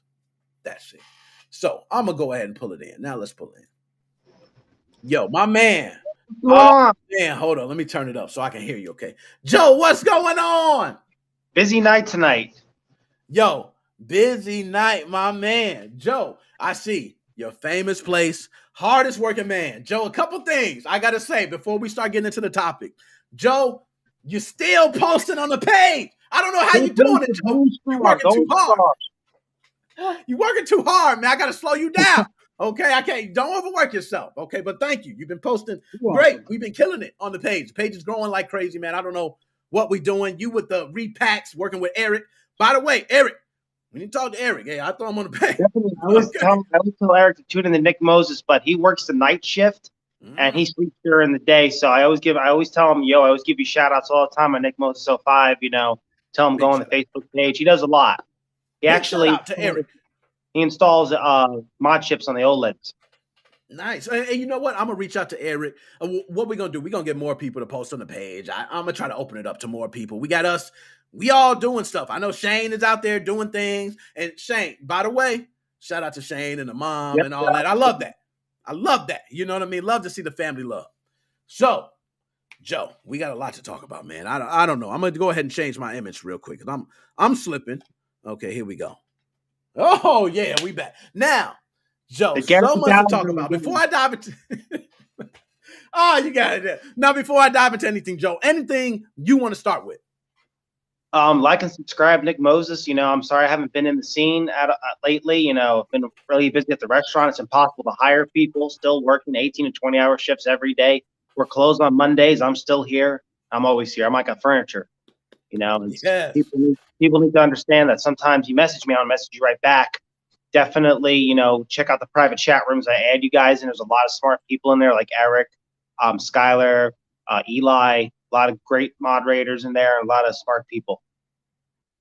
Now, Joe, let's cut to it, man. Gary. Now, we already know about the sentencing, but they show pictures of Gary's You gotta go on Facebook and pull up the apartment picture that I posted. You know what? I got you. I'm going to just pull it up again. Let's pull it up again. Pull it up again. I'm going to go ahead and pull it up on screen here. Here we go. Now, we're going to get to the page. Okay, let's scroll down. All right. I know. We coming. Work with me. Here we go. Oh, damn. We're going to be forever. But while it's loading, okay, Joe, I do remember that picture you posted. Yeah. A lot of engagement. Okay, a lot of engagement. We're going to be able to see. Okay, look at there. You go, right there. A lot of engagement. Okay, that picture, Joe. When you seen that picture, what was your first thought? That's the apartment that I'm going to be renting very shortly because with money being so tight and everything. Gary Bowser, if he was actually living there, let's say 110%, Gary Bowser was living there. He's taking his money and stashing it somewhere else. Maybe he thought he was going to get caught soon, so he's like, I need to downsize by a lot, Now, Joe, I'm not familiar with the Dominican Republic and things like that. Would this be considered like low class, poverty? I would say like maybe a medium. Okay. Like a medium. So class. One of the things that was mentioned was Gary, and this is lawyers, they presented that he was actually being told a lot of things to do by Max. And he was only making about $500 to $1,000 a month. What do you think about that? Do you think Gary was actually only making this amount? That might be a lot of money over there. I don't know about the conversions of money. That might be like $4,000 US. I don't know. But yeah, it's craziness. Supposedly he's a head honcho and he's in charge and everything. Yeah, I'm with you on that. He's supposed to be the head honcho, and the way they painted him, executor made tens of millions. Well, tens of millions and billions and trillions of trillions of dollars. And I'm telling you, if I'm a man that made tens of millions, I think me and you both, Joe, would not be living like that picture shown. No, we'd be living outside in a cardboard box. The high life. I agree. The high life. Now, Joe, another one, man. EA. Battlefield 2042. Now let me ask you, Joe. I So got much a bad two-part. stuff about that. I'm not even in the gaming world anymore. I hear so much bad stuff about that. The game's always broken. Always broken. So you're one, Joe, that has experienced Cyberpunk through a Oh lot yeah, of bugs. Cyber Glitch 404. There we go. Cyber Glitch 404. I mean, games in unplayable states with Battlefield 2042. Do you think there is any coming back, or will we see this game officially fall off the radar like some of the other games we see? They were very stupid. They should have learned their lesson from Cyberpunk. They should say, wow, we can't release a broken game, especially with an online. You know, it's mostly online. You can't have this shit happen online. They don't care anymore. They expect all the customers to be pissed off and complaining. I watched a quick video about it, listening to it on YouTube, that new game that just came out, everyone's talking about, Horizon, the Forbidden West or whatever the hell it's called, and people are complaining that the game's buggy. I can't confirm that. I haven't played it. I haven't really listened to the audio about it, but I heard that the game's kind of broken. It's like, don't people realize, like, hey, we can't release broken shit, half-baked shit? They don't care anymore because no games are on disc anymore. Oh, we'll just do a patch. Us old heads, you know, if the game was broken, the game was broken. We weren't going to buy your shit anymore.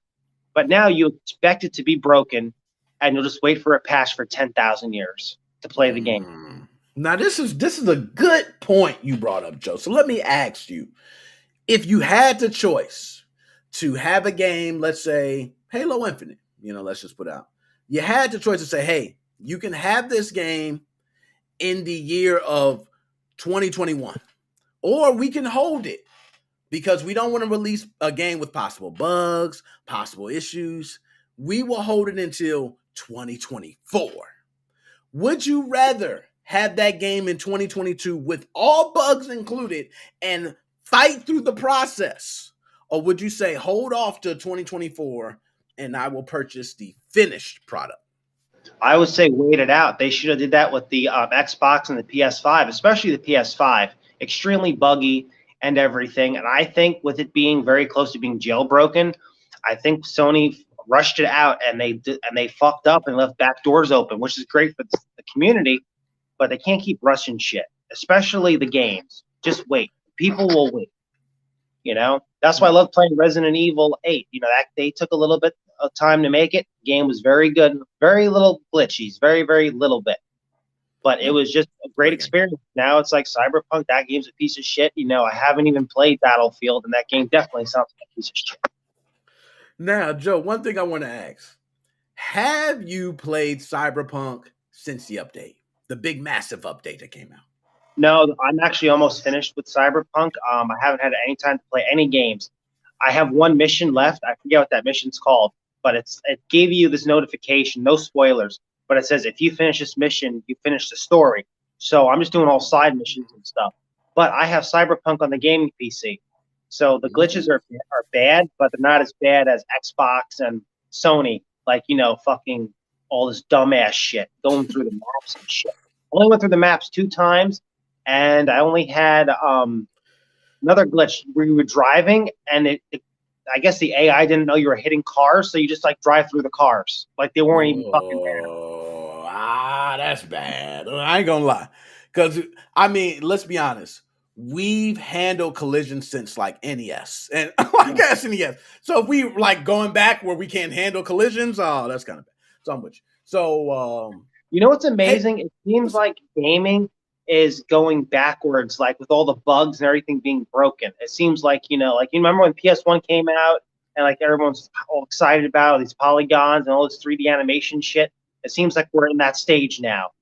Like where everything's broken, nothing works because they keep rushing shit. They have the technology, they have the tools, they have the manpower. They just need to wait. If you're short-staffed, you got to wait. Like, for instance, we were short-staffed tonight at the restaurant.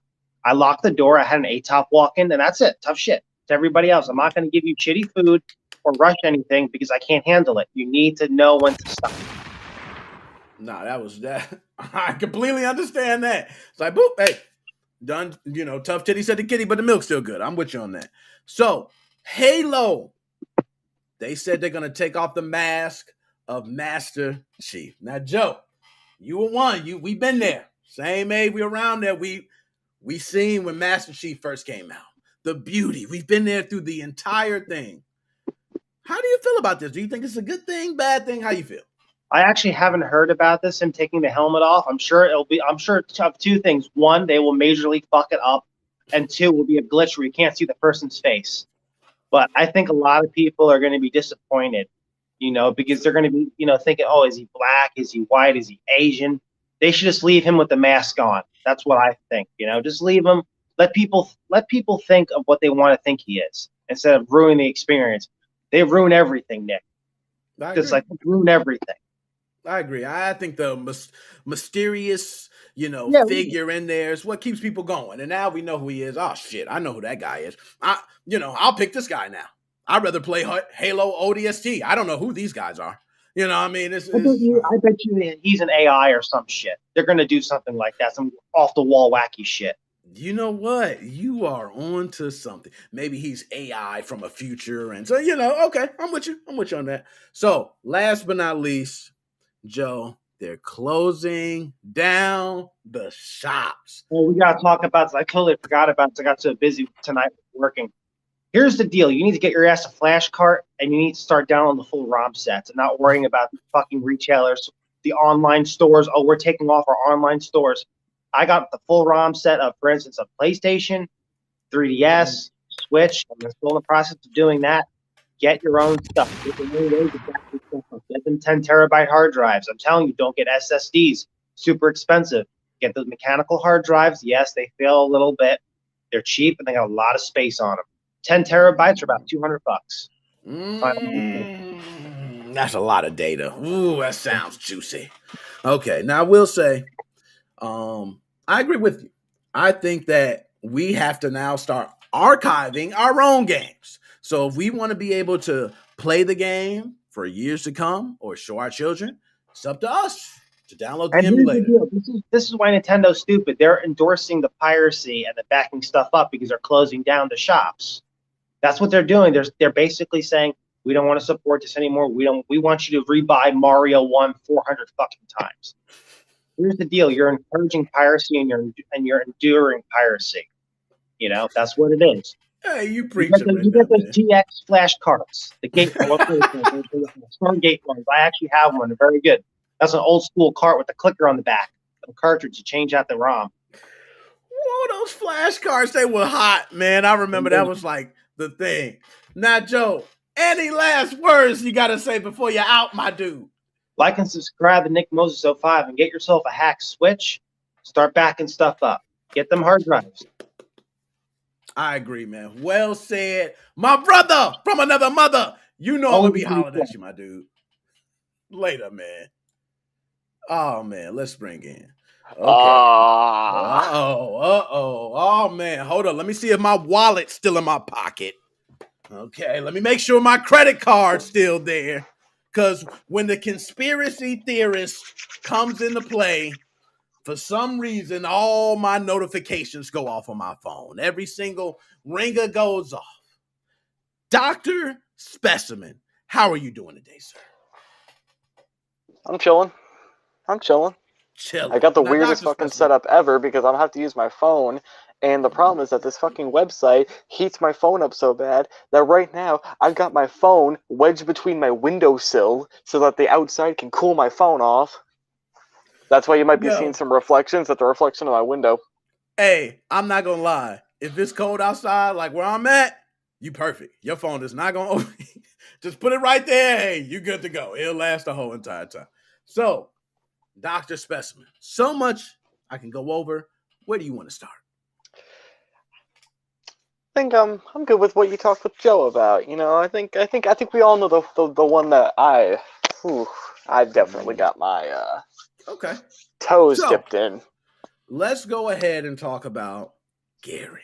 Now, one thing I do know is that you, Dr. Specimen, have, since I first met you, I remember you were just this little small pup in a pond, swimming around, and now you seem to be this grown male fish with all this valuable info. Yeah, we'll go with that. How does that happen? What did you do specifically that put you in a position to kind of see all this play out? Common sense. Now, common sense is not common. So why was this so common for you? What made it common sense? I don't follow mob mentality. The problem is that we've had two groups of people. We've had the people on the Executor side, and Alk, I still love you. Monk, I love you. I love everyone over in Excalibur. But they have their biases. And when they look at the situation that was going on with Gary, at the legality of Team Executor, all that kind of stuff, they were looking at it through a certain lens, both a certain lens and also just simply what did they want to happen. Same thing with the Atmosphere side. As much as I hate him as a person, Sires makes great software. I'm trying to think. Zortroll, as much as Alk hates the joke he made about breaking people's systems, he makes amazing software, in my opinion. I think Goldleaf's a great title installer. Ulaunch is awesome. Is an awesome menu replacement. They all were looking through a certain lens. They wanted certain things to happen to Team Executor. And therefore, the people who followed those factions were molding together and basically taking their opinions and making it their own. I never really gave a shit. I thought what Team Executor did was scummy, looking at the facts. But I never really was like, okay, but still Atmosphere is so amazing, the best 10 out of 10 IGN. And I just kind of was like, okay, they did objectively do these different things. They objectively had these keys. They're objectively selling this software, these hacking devices. Nintendo objectively has had a history of being very anal about this. Therefore, I can come to the conclusion that they'll probably get butt fucked in one way or another. And so that was just how I looked at it. So, man, you're deep. So we're going to get deep on this. We're going to unpack all this. I love it.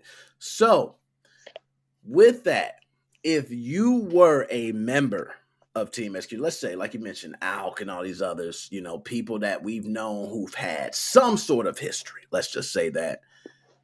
Do you think there is anything that could have been done? Do you think there's something different if you were put in that situation that could have changed everything? Because we do know there are times where you could be working with someone and not know the intentions. So what I like to know is, I'm similar to you. I don't like to rob with the mob mentality or everybody goes this way. I like to step back and look and say, let me make sure I'm doing it right. What really do you think was the thing that made everybody kind of overlook everything? Because you were able to see it clearly. What made everybody overlook it? On the Team Executor side? Yeah. Lies, number one. I think there was probably some internal stuff getting passed around that might have been tricking people into believing one thing. I think just personal denial of just they don't want to believe that certain things are true. And also a sort of fundamental disconnect between what's legal and what's right. When it comes to Nintendo's stuff, right? I'm not going to get into the Atmosphere code and all that. When it comes to what actually happened with Nintendo, do I think what Team Executor did was immoral or whatever? No, I don't actually. I don't believe that one bit. Do I believe what they did was illegal in the United States by the Digital Millennium Copyright Act? Yes, I do.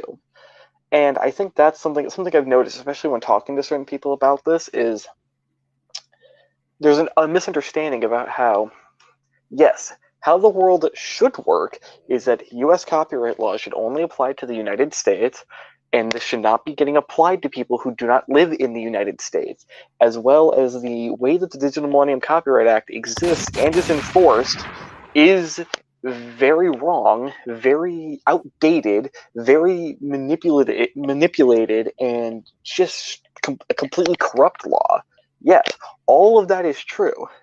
That doesn't change the fact that it is still going to be enforced that way, and Team Executor, Gary, Max, wanting to an extent, but again, he's in China, he'll never get extradited in a million years, all were breaking the law. It doesn't matter how fucked up the law is, how outdated it is U.S. law. The U.S. will enforce its law in any way that it can possibly do it.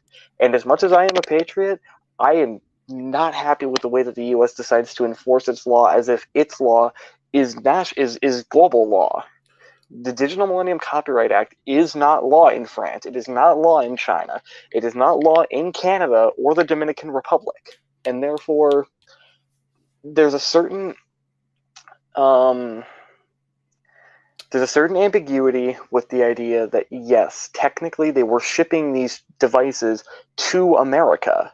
However, I'm questioning the argument on whether or not it's their fault. People say, hey, we want to resell. Please send us chips. They send chips to somewhere. And then, who knows, maybe later they realize, oh, they're sending those to America. But the bottom line is, as far as I'm concerned, they cannot be enforcing. It's like if somebody in the Dominican killed someone. You're not going to enforce a U.S. murder law there, even if maybe that person had a brother who lived in the United States.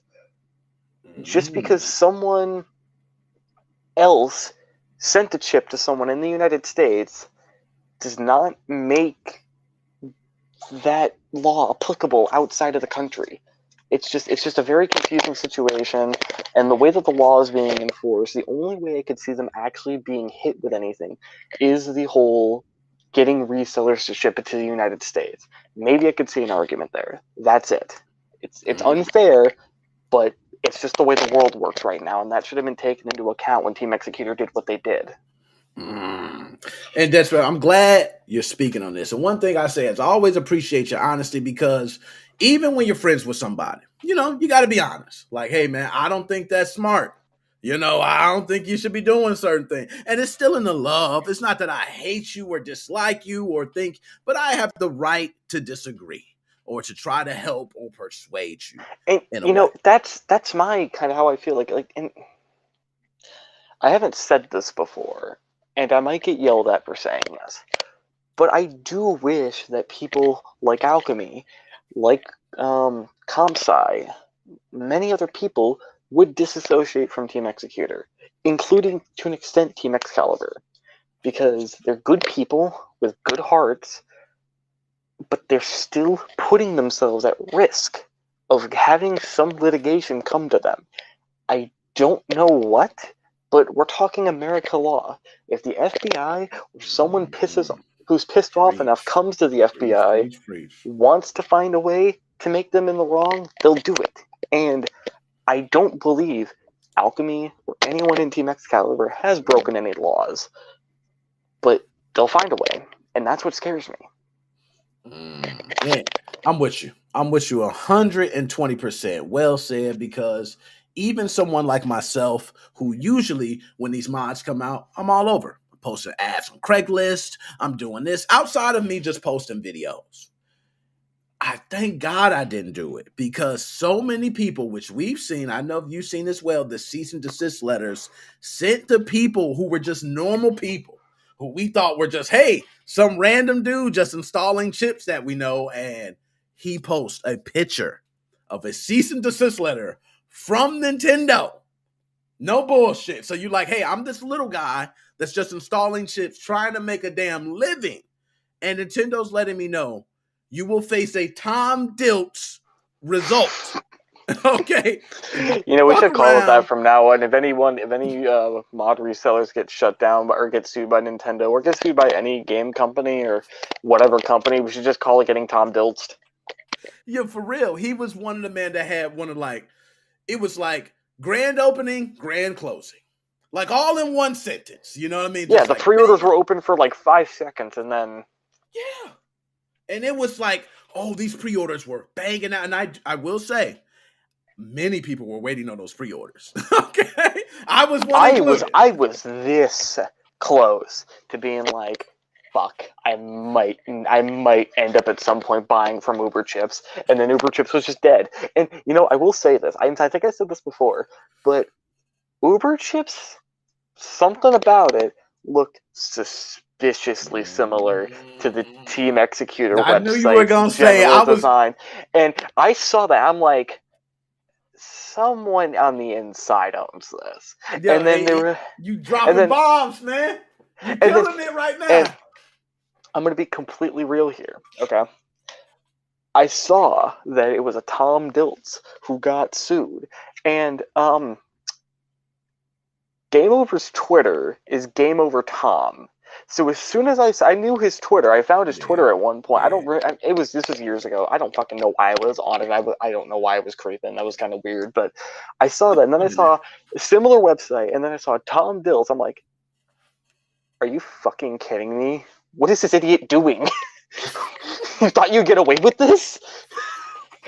You're a member of the team, and now you've put yourself out there. You're selling shit. You had your name on Twitter, your first name at least, and you're probably having payment stuff that's going to be out there now. What the fuck were you thinking? Yeah, and not only that, I don't think he's a bad dude in any way, shape, or form. I don't think he's a bad dude at all. No, I don't. But that was such a lapse in judgment, dude. As much as I love you. That was a lapse in judgment. And I'm going to say some things you just know not to do. Like, for instance, bank robbery. Okay, me and you have never robbed a bank. But if I asked you, don't know that. Someone asked me, what is the... Yeah, that's true. but the first thing we would say, if they said, what do you guys need? We would say, we need a mask, okay? And we need a weapon. That's automatic. We have never... I've never flew a helicopter. But if I see one in a tree, am I right to say the helicopter pilot broke up? What Dills should have did, in my opinion, what he should have did was he should have used he should have made the website look terrible, like it came out of China. He should have made it look like it came out of China. I agree. And he should have probably found a payment. If he's in a position to set up this website, he should have found a payment processor in China, or found someone in a foreign country to do the payment processing, take the payment, to do whatever. All he is a webmaster, probably under a pseudonym when it comes to the site registration, and he posts updates to the website, he posts stock information, but do it how Team Executor's site was run. Gary didn't conceive of or manufacture the products, but he ran the core of the website. I don't get the thinking. I can't see chat right now, so I don't know. Maybe we got someone from there yelling at me, but... Yeah, let's go ahead. Let's see if I can get ahead. Oh, that's a little bit too small. We'll get it eventually. I'm going to get it on there. But I will say, last thing, that specimen, I want to go, go talk about, before I let you go, is the lawyer's defense. Was that Max was putting Gary up to a lot of this. Do you think, knowing Gary Bowser, just speaking with him, let's just say, just a couple interactions, do you think Gary is not smart enough to know that he's being used by someone? Or do you think Gary was put in a position where he was not even being used, but his lawyers had to put up a defense, and this is the best thing they can get? I don't think it's that Gary's not smart enough. I think, here's the average person's intelligence. Gary's up here. Max is up here. That's what I think.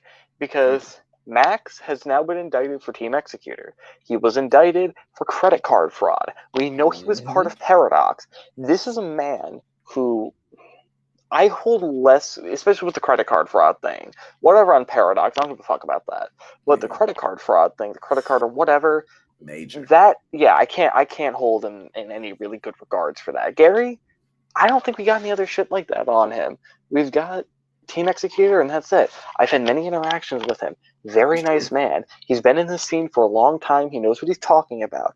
I, to an extent, actually believe the defense. I believe that what Max probably did is he probably found a bunch of non-usable, but could be perceived as, by someone who doesn't have a lawyer, loopholes in American copyright law. I wouldn't be shocked if when Max tried to recruit him onto this, if Gary might have been freaked out, or maybe he was just so excited he didn't even think about it.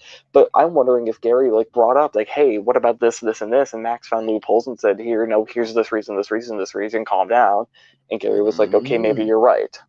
Nice. No, I actually would not. And let's be real, they probably are only bringing this up now because they know that no matter how you spin this, again, because of the way that we enforce our copyright law and how shitty it's written, he's fucked no matter what. And so all they were trying to say was, okay, but at least have some sympathy for the man. The crimes he committed he was not fully aware of how bad his crimes were. And that's all they can do at this point. I think the way that they executed it was bullshitty. I don't think it's a bad argument, though. By the way, I am totally with Joe. Wii U USB helper is your best goddamn friend, but there's plenty of websites for your 3DS games. Fuck you, Nintendo. I'm with you on that. And there's a buggy Android version that slightly works. Don't ask how I know that. And I still gotta holler at you for that SX Save Manager 1.3. So I'm definitely gonna be holler at you. Yo, any last words you gotta say before you're out, my dude? God bless Gary. God bless him. I hope Prism isn't. And I think someone said I think it was Mudahar, Some Ordinary Gamers. He brought up the case, and he basically said he's going to get thrown in minimum security. He's not some hardened criminal that they have to worry about and they have to keep him under tight. Like, he's going to be in a minimum security prison, and I don't think jail will treat him too badly. And I hope it doesn't. I hope he gets out, and I hope that when he does get out, he comes back and he says, "Hey guys, I'm just going to be here as a friend." Because that would be good. I still will forever hold that when I talk to Gary, even for really weird taboo shit, he was as nice as could be. Very, very sweet, very professional, just a fucking nice guy, period. And so I hope that jail does not change him, and I hope when he gets out of jail, he comes back and maybe he's not in the modding scene, but maybe he just fucking makes a YouTube. Well, he already has a YouTube channel, but maybe he goes back on his YouTube channel and just fucking starts making, I don't know, achievement tutorials for games or whatever, or, finding secret, just something. Because I feel like he'd be damn good at that. Work for a company, work for a cybersecurity firm or something. I don't know. Just take your skills and put them in the white hat zone, because you can't even do gray hat now, because you're already on the list. You're already on list, and gray hat will get you probably arrested again too. I just feel bad. I just feel bad for him. Period. Nah, me too, man. We'll figure out something. And like I said, when Gary comes out, I'll be looking back at videos like this, like, man, let me talk to these two. So it'll be real interesting when we talk about this. Yeah, exactly, right? Years from now, we come back and Gary's like, yo, you dudes represented me. I appreciate it. So, Dead Specimen, as always, I mentioned I was supposed to talk with you before we missed up on the time. And then what was it going to be about? You're talking about we're putting out more content, man. We're really just going to talk about it. I got to do video game debates. I got to do other things. So I really just give me a call to the stream, man. I'll be up for a while. Just give me a call to the stream. Cool. We'll do that. So, Dead Specimen, as always, hollering at you, my dude. Adios. Later. Now we're gonna go ahead. My man Chris. Now, Chris, you was there, man. Where you at? Chris, where you at? Take us out. Where your camera, man? You supposed to be my manager. Come on. My director. He's there. He don't have to talk. He's there watching. Okay, I trust you. But shout out my man Chris, who was hitting me up right at 6 on the dot. Said, get that damn show, Liddy. Get your Patron, Nick. Stop playing. I got it on. Okay. Thanks to you. Shout out my man, Chris. Even if you ain't got your camera on, I always got to take the second to thank you, man. You make sure the show keeps going. It is much appreciated. So I put on for you as always. Okay. I know you're probably going somewhere, so shout out that. Other than that, y'all, we're going to go ahead and wrap it up. 3 hours. We did it. Other than that, all right, love all you guys. Like I said, we're going to be putting up more content. Dead Specimen will be hollering at you, Joe, everybody. It's your boy, Nickmoses05, Mo fam. We are fucking